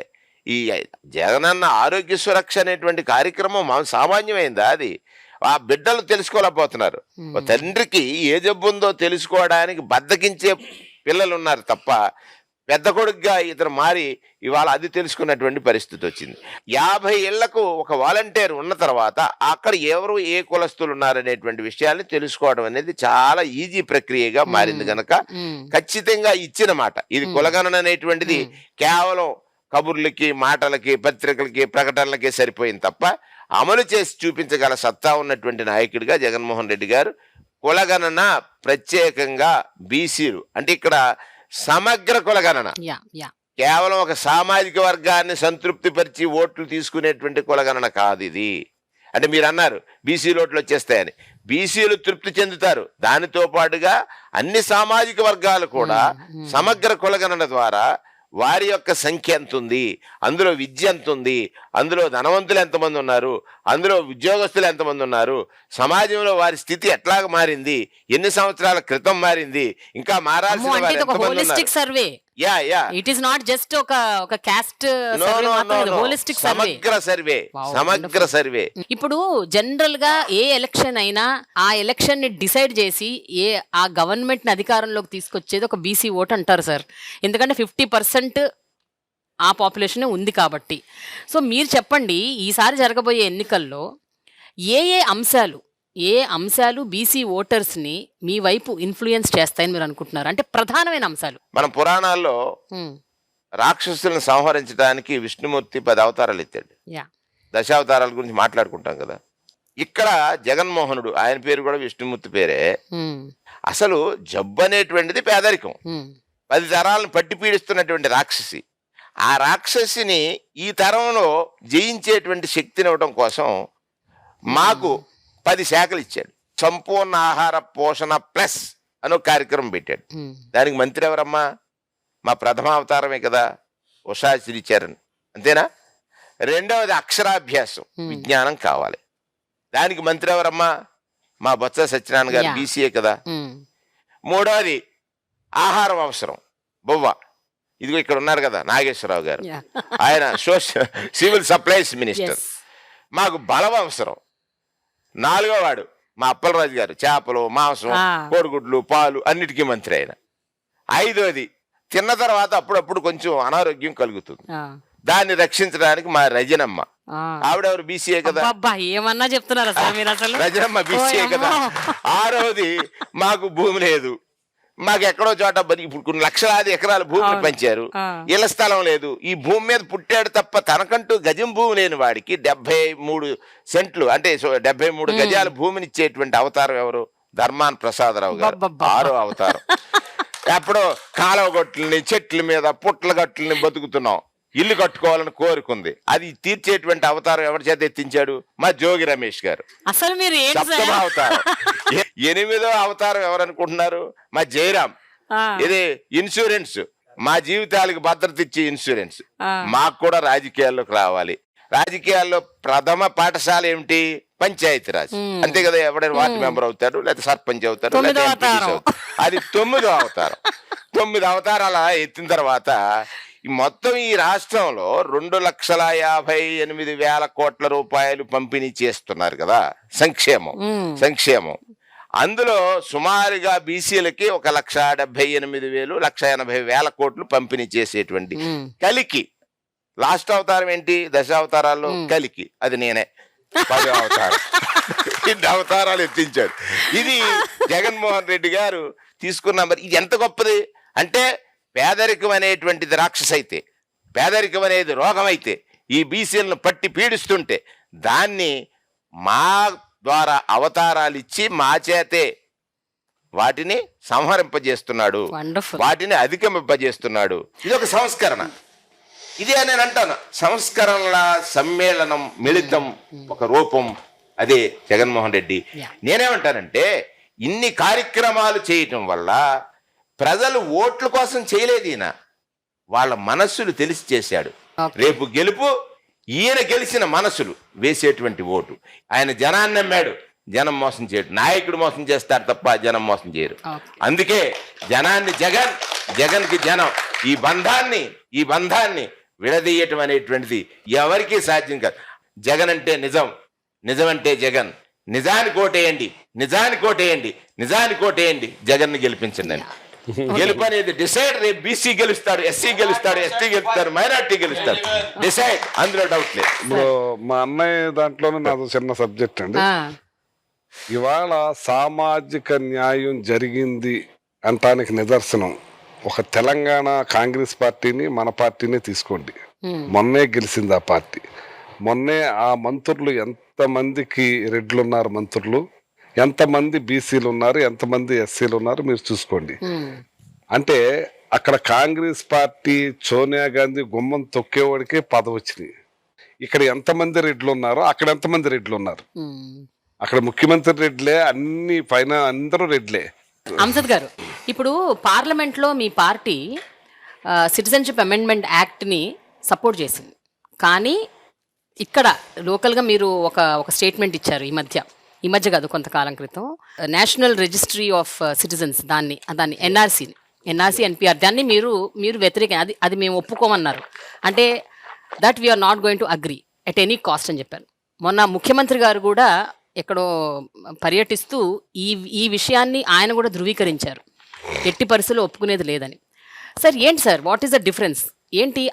అక్కడేమో సిఏఏని ఒప్పుకున్నారు, ఇక్కడేమో ఎన్పిఆర్ని ఒప్పుకోవట్లేదు. మరి ఆ రోజు ఏదైతే సిఏకి సంబంధించిన ఏదైతే ఆ రోజు బిల్లు ప్రవేశపెట్టారో మరి ఎవరికి కూడా దాని మీద అవగాహన లేని పరిస్థితి. మరి క్షేత్రస్థాయిలో దాని ఎలాంటి ప్రభావం చూపుతుందని చెప్పి మరి ఆ రోజు ఎవరికి కూడా తెలియని పరిస్థితి అండి అది. మరి ఆ రోజుల్లో కొన్ని కండిషనల్గా కొన్ని అంశాల మీద మరి ఏదైతే మా ప్రభుత్వము మా ఎంపీస్ మరి కేంద్ర ప్రభుత్వానికి మద్దతు ఇస్తున్న పరిస్థితి మనం కొన్ని చూశారు మీరు. మరి తర్వాత వచ్చిన పరిణామాలు మనం చూశాం. మరి ఈ రాష్ట్రంలో మరి ఏదైతే ముస్లిం మైనార్టీలు అభద్రతా భావానికి గురి కావడం జరిగింది.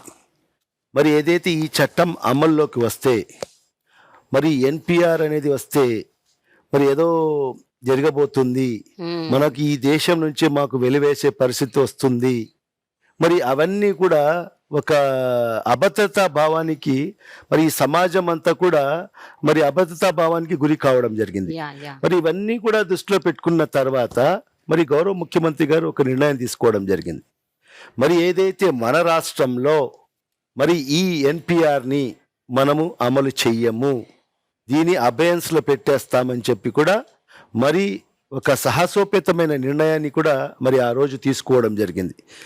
మరి ఏదైతే ఒక రెజల్యూషన్ ద్వారా మరి కేంద్ర ప్రభుత్వానికి కూడా మనము తెలియపరచడం జరిగింది. ఈ ఎన్పిఆర్ ఏదైతే ఉందో మరి మన రాష్ట్రంలో మేము అమలు పరచము. ఎందువల్ల అంటే దాంట్లో ఏదైతే పాత ఫార్మేట్ ఏదైతే ఉందో గతంలో ఎప్పుడు కూడా ఎన్పిఆర్ జరిగే పరిస్థితి ఉండేది. మరి ఆ ఫార్మేట్ ప్రకారంగానే మీరు అమల్లోకి తీసుకొస్తే మా రాష్ట్రంలో అమలు పరుస్తాము. మరి పాత ఫార్మేట్ ని మనం తీసుకురావాలని చెప్పి కూడా ఒక రెజల్యూషన్ ని కూడా మరి అసెంబ్లీలో పాస్ చేసి కేంద్ర ప్రభుత్వానికి పంపించడం జరిగింది. మరి మైనారిటీస్ వెల్ఫేర్ మినిస్టర్ గా మీరు ఏ విషయంలో చాలా సంతృప్తి చెందారండి? ఇప్పటికీ కూడా చాలా ముస్లిం యూత్, ముస్లిం విమెన్ ఇంకా చాలా మంది ఎడ్యుకేషన్ వైపు వెళ్ళట్లేదు, ఇంకా చాలా మంది ఇంకా అణగారిన బతుకులే బతుకుతున్నారు. ఎస్సీ ఎస్టీ బీసీ కమ్యూనిటీల వాళ్ళకి వచ్చిన బెనిఫిట్స్ కావచ్చు, లేకపోతే వాళ్ళు ఇప్పుడు అనుభవిస్తున్న ఒక లైఫ్ స్టైల్ కూడా కొన్ని ముస్లిం కమ్యూనిటీస్ అనుభవించలేకపోతున్నారు. They are still backward. మీరేమంటారు సార్? మీరు ఒక మంత్రిగా ఎంతవరకు మీరు చేయగలిగారు వాళ్ళ కోసం? ఏమేం చేయగలిగారని మీరు అనుకుంటున్నారు? నిజంగా అండి, ఇప్పుడు మీరు చెప్పినది వాస్తవము. ఎందుకంటే ఈ దేశానికి స్వాతంత్రం వచ్చి 76 సంవత్సరాలు. ఈ 76 సంవత్సరాలలో మరీ ముఖ్యంగా నేను as a minister for minority welfare, ఎందుకంటే నేను ఆ శాఖకు ప్రాతినిధ్యం వహిస్తున్నాను కాబట్టి మైనారిటీల గురించే మాట్లాడతాను కాబట్టి మరి ఈ 76 సంవత్సరాలలో కూడా మరి అనేక ప్రభుత్వాలు వచ్చాయి.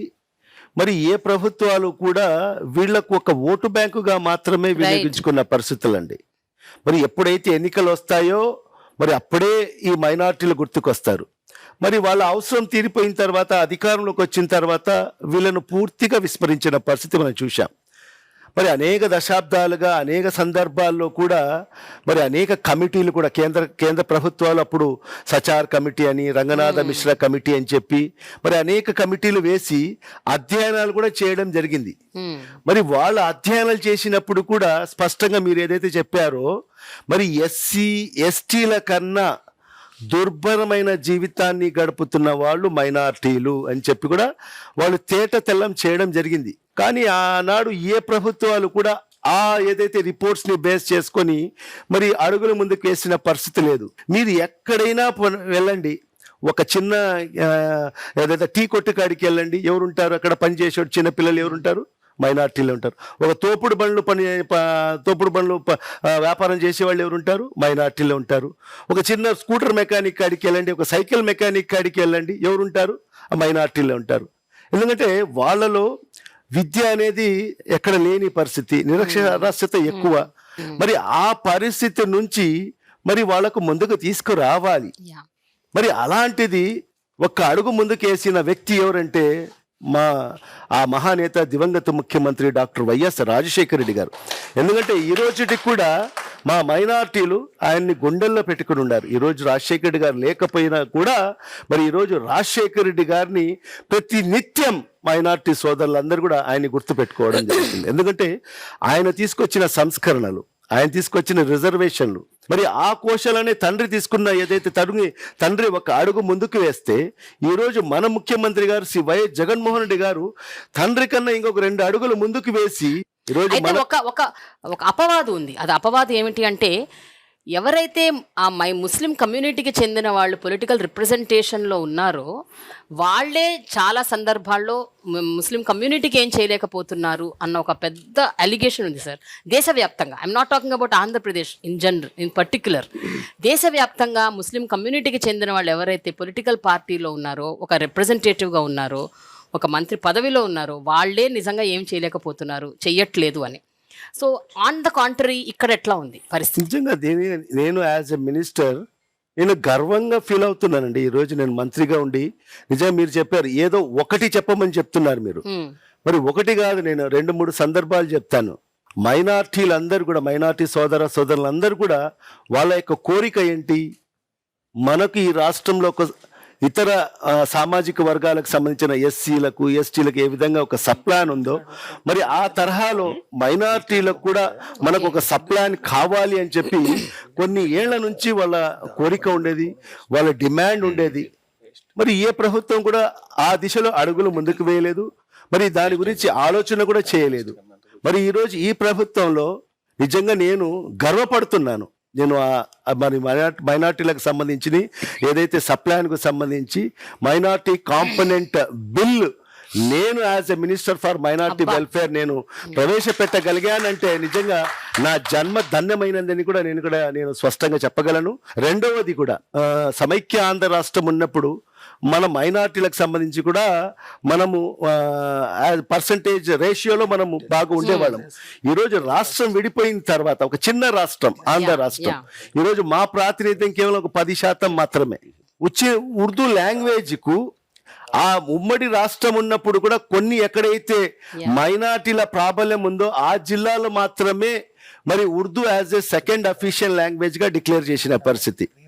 మరి ఈరోజు మనం గర్వంగా కూడా నేను చెప్పుకోగలను. రెండవది ఒక బిల్లు నేను తీసుకురావడం as a minister for minority welfare.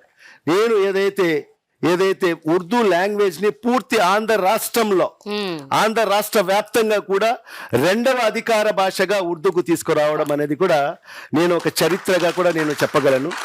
మరి అదే కాకుండా హజ్ అంటే ఒక ప్రతి ముస్లిం సోదరులందరూ కూడా వాళ్ళ జీవిత కాలంలో ఒక్కసారైనా హజ్ యాత్రకి వెళ్ళాలి, పవిత్ర హజ్ యాత్రకి వెళ్ళాలని చెప్పి ప్రతి ఒక్కరి కోరిక ఉంటుంది.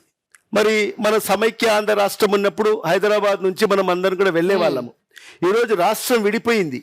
రాష్ట్రం విడిపోయిన తర్వాత మనం చూసాం మన వాళ్ళు ఎంత ఇబ్బంది పడారు. ఎందుకంటే రాష్ట్రం విడిపోయిన తర్వాత కూడా మరి మనకు ప్రత్యేకంగా ఒక ఎంబార్కేషన్ పాయింట్ లేదు మన రాష్ట్రంలో. మన రాష్ట్ర పిల్గ్రిమ్స్ ఉంటారో హజ్ యాత్రికులు మన ప్రాంతం నుంచి మనం పంపించడానికి మనకు అవకాశం లేవు. మరి మన వాళ్ళు కూడా హైదరాబాద్ నుంచి వెళ్ళే పరిస్థితి ఉండేది. మరి అక్కడ ఎంత డిస్క్రిమినేషన్ అంటే తెలంగాణ వాళ్ళకు ఒక రకమైన ట్రీట్మెంటు, ఆంధ్ర వాళ్ళకు ఒక రకమైన ట్రీట్మెంట్ ఉండేది. యాజ్ ఎ మినిస్టర్ నేను కూడా మంత్రిగా ఉన్నప్పుడు నేను కూడా అక్కడికి వెళ్ళాను. మా వాళ్లకు మంచి సదుపాయాలు కల్పించమని చెప్పి అక్కడ కన్సర్న్ మినిస్టర్ని కూడా కలవడం జరిగింది. ఎంత చెప్పినా కూడా అక్కడ డిస్క్రిమినేషన్ మనం పూర్తిగా మనం గమనించాం. గౌరవ ముఖ్యమంత్రి గారి దృష్టికి తీసుకెళ్లాను. వెంటనే ముఖ్యమంత్రి గారు ఖచ్చితంగా ఈ రాష్ట్రం విడిపోయింది, మన వాళ్లకు మన ప్రాంతం నుంచి వెళ్లే ప్రతి యాత్రికులకు హజ్ యాత్రికులకు అందరూ కూడా ఖచ్చితంగా ఒక గౌరవంగా మన ప్రాంతం నుంచి మనం పంపించాలని చెప్పి వెంటనే మరి కేంద్ర ప్రభుత్వంతో ప్రధానమంత్రి నరేంద్ర మోడీ గారితో మాట్లాడి మన విజయవాడను ఎంబార్కేషన్ పాయింట్ గా మనం సాధించుకోవడం జరిగింది. ఇది ఒక మైలురాయి మనకు, ఇది కూడా ఒక చరిత్ర. ఇది మొదటిసారిగా ఇక్కడ ఎంబార్కేషన్ పాయింట్ ఏర్పాటైంది కాబట్టి మరి ఎక్కువ ఏదైతే మిగతా ఎయిర్లైన్స్ వాళ్ళు దీని మీద ఇది చేయకుండా మనకు 80,000 రూపాయలు అదనపు భారము ఒక్కొక్క పిలిగ్రిమ్ మీద 80,000 రూపాయలు అదనపు భారం పడే పరిస్థితి మనకు కనిపించింది. ఒక కుటుంబం ఇద్దరు భార్యాభర్తలు ఇద్దరు వెళ్ళాలంటే 1,60,000 రూపాయలు అదనపు భారం అవుతుంది. మరి వాళ్ళు బేర్ చేయలేని పరిస్థితి చాలా మటుకు. మరి ఆ సందర్భంలో చాలా మంది మేము ఈ అదనపు భారాన్ని భరించలేము అని చెప్పి వాళ్ళు క్యాన్సిల్ చేసుకోవాలని చెప్పి కూడా ఆలోచన చేసిన పరిస్థితి. మరి అవన్నీ కూడా మా దృష్టికి వచ్చిన తర్వాత మరి గౌరవ ముఖ్యమంత్రి గారికి వెళ్ళాను. వెళ్ళి ఈ విధంగా ఉంది సార్ అని చెప్తానే 24 అవర్స్ లో ఒక జియో రిలీజ్ చేసి 14.5 crores ఆఫ్ రూపీస్ 24 అవర్స్ లో జియో రిలీజ్ చేసి వాళ్ళ అకౌంట్ లో జమ చేసిన ముఖ్యమంత్రి ఈ దేశంలో ఎక్కడ లేరండి, ఒక్క జగన్మోహన్ రెడ్డి గారు మాత్రమే. మరి ఇవన్నీ కూడా చెప్పుకుంటూ పోతే నిజంగా నేను గర్వపడుతున్నాను. As a minister of minorities welfare గా నేను మినిస్టర్ అయ్యి మరి ఇన్ని మంచి కార్యక్రమాలు నా చేతుల మీదుగా మరి గౌరవ ముఖ్యమంత్రి గారి యొక్క సహాయ సహకారాలతో చేయగలిగానని చెప్పి నేను గర్వంగా కూడా చెప్పగలనని చెప్పి కూడా ఈ సందర్భంగా. సార్ సురేష్ గారు, మీరు హైలీ ఎడ్యుకేటెడ్ పర్సన్, మీరు డాక్టరేట్, మీరు సివిల్ సర్వెంట్, మీరు ఎన్నో సాధించారు. అవన్నీ చేసిన తర్వాత ఎమ్మెల్యే అయ్యారు, మంత్రి అయ్యారు.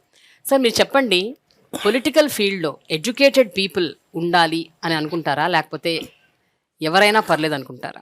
ఎడ్యుకేషన్ అనేది ఎంతవరకు అవసరం అని మీరు అనుకుంటున్నారు to be a political representative? చదువు అనేది అందరికీ అవసరమే. సో చదువు ఒక అదనపు ఒక అర్హతగా మనం భావించాలి తప్ప చదువే మెయిన్ అని మనం చెప్పడానికి లేదు. రాజకీయంగా ముఖ్యంగా ప్రధానంగా రాజకీయాల్లో రావాలంటే ప్రజాసేవ చేయాలనే ఒక తపన ఉండాలి. ముఖ్యంగా ఈ యొక్క సోషల్ ఇంటెలిజెన్స్ ఉండాలి. ఇట్ ఈస్ నాట్ యూనో మన ఐక్యూ అంటాం కదా, ఐక్యూ కాదు. దర్ ఆర్ ఇంటెలిజెన్స్ చాలా రకాలు ఉంటాయి. సోషల్ ఇంటెలిజెన్స్ ఉంటుంది, పొలిటికల్ ఇంటెలిజెన్స్, తర్వాత స్పిరిచువల్ ఇంటెలిజెన్స్, తర్వాత హ్యూమానిటీ, సోషల్ రిలేషన్స్ వస్తాయి. సో కాబట్టి ఈ నాకు చదువు ఆదరణగా ఉండడం వలన ఉపయోగపడింది తప్ప అంత చదువు ఉంటేనే రాజకీయాల్లోకి రావాలని అక్కడ లేదు. అంత చదువు కూడా అనవసరం, ఎందుకంటే ఇట్స్ యాక్సిడెంటల్. నాకు మాత్రం నేను అంటే ఒక కెరీర్ గ్రాఫ్ గీసుకొని ఈ విధంగా తర్వాత పాలిటిక్స్లోకి రావాలి, ఐఆర్ఎస్ చదివిన తర్వాత రావాలి, పిహెచ్డీ చేసిన తర్వాత రావాలని కాదు, యాదృచ్ఛికంగా అన్ని జరిగాయి. ప్రధానంగా దివంగత నేత డాక్టర్ వైఎస్ రాజశేఖర రెడ్డి గారి ఒక ప్రేరణ, ఆయన ఒక స్ఫూర్తి ప్రధానం. జగన్ గారు ఒక స్టేట్మెంట్ ఇచ్చారు, ఏంటంటే రాజ్యాధికారం అన్నది పదవితో రాదు, పవర్తో వస్తుంది అని. సో మీరేమంటారు సార్? నిజంగా చెప్పండి, మీకు వచ్చిన ఈ పవర్ని మీరు ఎంతవరకు సద్వినియోగపరుస్తున్నారు? అంటే ఈ రాజ్యాధికారం మీకు ఇచ్చింది, ఒక పవర్ ఇచ్చింది. సో పదవి అన్నది దాని అవుట్కమ్, బట్ పవర్ అన్నది ఆ పవర్ చేతిలో ఉంటే you can really do good, you can do bad also. అంటే పవర్ అన్నది అంత డిస్ట్రక్టివ్ థింగ్, కానీ ఆ పవర్ని ఉపయోగించుకొని మీరు ఎంతవరకు న్యాయం చేయగలుగుతున్నారు? అంటే ఒక్కొక్క వాక్యం. జగన్మోహన్ రెడ్డి గారు మమ్మల్ని మంత్రిగా చేశారు, మంత్రిగా నాకు సివిల్ సప్లై మినిస్టర్ ఇచ్చారు. ఆ పవర్ ఇచ్చారని ఆ పవర్ని నేను ఎంజాయ్ చేయటం కాదు, ప్రజలు ఎంజాయ్ చేయాలి. ప్రజలు ఎంజాయ్ చేసే విధంగా ప్రజలకి అప్పచెప్పాలని ఆ పవర్ని మేము ప్రజలకి చేశాను. అది నేను చాలా తృప్తిగా పడుతున్నాను, కష్టపడ్డాను. ఓకే, పవర్ అనేది రాజ్యాధికారికి అవసరమేనా? ఎందుకంటే పవర్ యొక్క ఫలితాన్ని మా ప్రజలకు అందించాలి. ఏదైతే పవర్ ఉంటుందో మనకు, ఆ పవర్ యొక్క ఫలితాన్ని మాకు కాదు, పవర్ యొక్క పనితనాన్ని, పవర్ యొక్క ఫలితాన్ని ప్రజలకు అందించాలి. అది అందించాలంటే ఉదాహరణకు ఇప్పుడు మా వాళ్ళు చెప్పేటట్టు ఒక వాలంటరీ వ్యవస్థ, సచివాలయ వ్యవస్థ ఉంది, రొటీన్గా పని చేసుకెళ్ళిపోతున్నాయి. వాళ్ళు చేసుకుని వెళ్ళిపోయినవన్నీ కూడా ప్రభుత్వం మీద చెప్తుంది, చేస్తున్నారు. కానీ వాళ్ళకి కూడా అందనివి, వాళ్ళకి కూడా చేయలేనివి కూడా ఈ పవర్ని వినియోగించుకుని చేయించాలి. ఈ పవర్ని అలా వినియోగించుకుంటే ఈ పవర్ ద్వారా ఫలితాన్ని మా గిరిజనులకు అందిస్తున్నాం. జగన్మోహన్ రెడ్డి గారు చెప్పింది అదే, పవర్ మేము ఎంజాయ్ చేయడానికి కాదు, ప్రజలు ఎంజాయ్ చేయాలి, మీకు ఇచ్చిన పవర్ నా వినియోగించాలని చెప్పారు ముఖ్యమంత్రి గారు. మా సామాజిక వర్గానికి మరి ఏ మేలు చేసే అవకాశం మరి నాకు వచ్చిందో ఇప్పుడే నా పవర్ వల్లనే. మరి ఈరోజు అదే కాకుండా ఈరోజు ఒక్కసారి మీరు చూస్తే ఈ 4.5 సంవత్సరాల కాలంలో ఈ మైనార్టీ సంక్షేమం కోసం అయితే ఈరోజు మనము సుమారుగా 23,415 కోట్ల రూపాయలు మరి ఈరోజు మనము ఖర్చు చేయడం జరిగింది. మరి అదే 2014 నుంచి 19 వరకు తెలుగుదేశం పార్టీ ప్రభుత్వం అధికారంలో ఉన్నప్పుడు మరి ఆ 5 ఏళ్ల కాలంలో కేవలం 2,665 కోట్లు మాత్రమే మైనార్టీ సంక్షేమం కోసం ఖర్చు పెట్టడం జరిగింది. చూడండి 10 రెట్లు యా ఎక్కువ ఈరోజు ఈ 4.5 సంవత్సరాల కాలంలోనే మనము మైనారిటీస్ వెల్ఫేర్ కోసం మనం మరి ఈరోజు ఈ ప్రభుత్వం ద్వారా మరి మా ముఖ్యమంత్రి గారు శ్రీ వైఎస్ జగన్మోహన్ రెడ్డి గారు నాకు అవకాశం ఇవ్వడం వల్ల మరి ఈరోజు ఆ పవర్ని వినియోగించి మరి ఈరోజు నా సామాజిక వర్గానికి సంబంధించిన వాళ్ళకందరికి కూడా మైనారిటీస్కి అందరికి కూడా ఈరోజు మేలు చేయగలిగాను అని చెప్పి నేను గర్వంగా చెప్పుకోగలను. సురేష్ గారు, అధికారం ఉంటేనే ప్రజలకు సేవ చేస్తాం, అధికారం లేనప్పుడు ప్రజలకు సేవ చేయమనే అనే ఆలోచన కరెక్ట్ కాదని నా భావన. ఓకే. ఎందుకంటే మేము డైరెక్ట్గా ఈరోజు అధికారంలోకి రాలేదమ్మా, మేము ఒకసారి ప్రతిపక్షంలో ఉన్నాం, అధికారం 5 సంవత్సరాలు పోరాటం చేశాం. ఒక నిర్మాణాత్మకమైన ప్రతిపక్షంగా మేము ఒక వాచ్ డాగ్ లాగా అధికారులు ఈ అధికార పార్టీలు ఎవరైతే ఉన్నారో 500 హామీలు 600 హామీలు ఇస్తారో అది ఎట్లా మీరు అబద్ధ హామీలు ఇచ్చి అధికారంలోకి వచ్చారు, ప్రజలు మిమ్మల్ని నమ్మారు కాబట్టి మీరు అమలు చేయాల్సిన బాధ్యత ఉంది అని చెప్పి మేము పోరాటం చేశాం.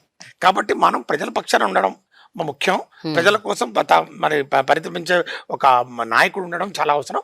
అందుకే మాకు అవకాశం ఇచ్చారు. అది పవర్ మీకు రావటం వల్ల కూడా ఇంకొంచెం ఎక్కువ అదనంగా చేయగలుగుతున్నారు. అది ఇప్పుడు మన సహచరులు చెప్పినట్లు ఒక్కసారి అధికారం వచ్చిన తర్వాత ఆ అధికారాన్ని సద్వినియోగం చేసుకునే దిశలో ముఖ్యంగా ఆ అవకాశం ఇచ్చారు. మామూలుగా ఇవ్వలేదు, ప్రజలు నమ్మారు. 175 సీట్ల గాను 151 సీట్లు ఇచ్చారు మాకు. ఇప్పుడు స్వతంత్ర భారత చరిత్రలో అంత పెద్ద మ్యాండేట్ ఎప్పుడు ఇవ్వలేదు. నమ్మకం అంత పెద్ద మ్యాండేట్ ఇచ్చినప్పుడు ఇంకా బాధ్యతాయుతంగా పనిచేయాల్సినటువంటి అవసరం ఉంది. దాన్ని ఈ 4.5 సంవత్సరాల కాలంలో మేము చేసి చూపించాం. ఈరోజు మరి మాకు అధికారం ఇచ్చారంటే ఇందాక అన్న చెప్పినట్లు ఆ అధికారాన్ని నేను ఎంజాయ్ చేయడం కాదు, ముఖ్యంగా ఫస్ట్ మా నియోజకవర్గ ప్రజల కోసం వాళ్ళు ఎంజాయ్ చేయాలి. నంబర్ 1.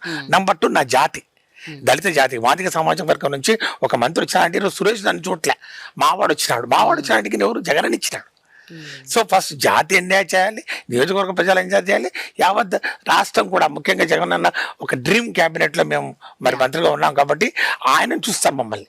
కాబట్టి ఈరోజు మేమందరం కూడా ఆ పవన్ ప్రజలకు రాష్ట్ర ప్రజలకు అందించడానికి మరి ఈరోజు ప్రయత్నం చేశాం. కాబట్టి అది అందించినప్పుడే అది రాజ్యాధికారం వైపు మనం అడుగులు వేసినట్టు నేను భావన. Finally sir, last word from Venu గారు. జగన్మోహన్ రెడ్డి గారు మొట్టమొదటిగా మనం పాలకులం కాదు సేవకులు అన్నాడు. ఆ ఒక్క మాట చాలు. పవర్ దేనికోసం? సేవ చేయటం కోసం.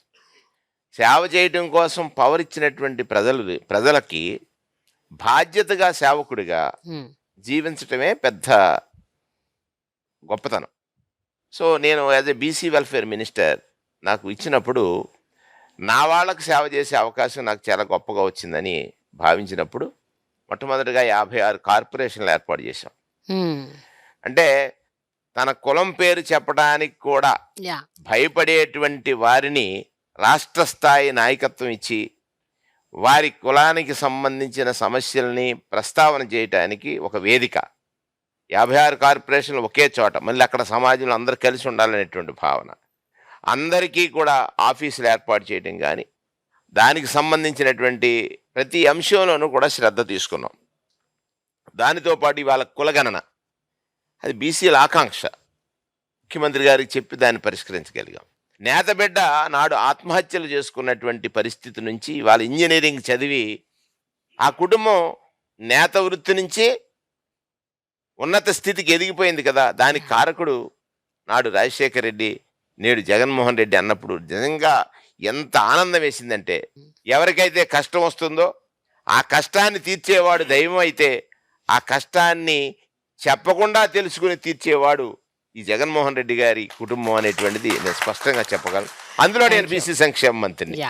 అటువంటి ఒక గొప్ప అనుభూతిని ఈ పాలకుడు మిగిల్చాడనేటువంటిది ఇవాళ మేమందరం కూడా బీసీ సంక్షేమ మంత్రిగా ప్రౌడ్ ఫీల్ అవుతాను. భారత సంతతికి ప్రామాణిక గ్రంథాన్ని అందించిన మహనీయుడి పాదాల చెంత ఈరోజు ఇంత గొప్ప ఇంటర్వ్యూ చేయటం అనేటువంటిది మా జీవితంలో మరుపురానిది, మరువలేనిది. ఇంతకంటే గొప్ప అనుభూతి ఇంకొకటి లేదు. Thank you so much. నిజంగా సమసమాజ నిర్మాణం జరగాలి. సోషల్ జస్టిస్ అనేది చాలా ఇంపార్టెంట్ ఒక స్టేట్కి కానీ, ఒక కంట్రీకి కానీ, ఒక ప్రపంచానికి కూడా. So thank you so much for your time and thanks a lot for everything that you shared అండి. థ్యాంక్స్. Thank you.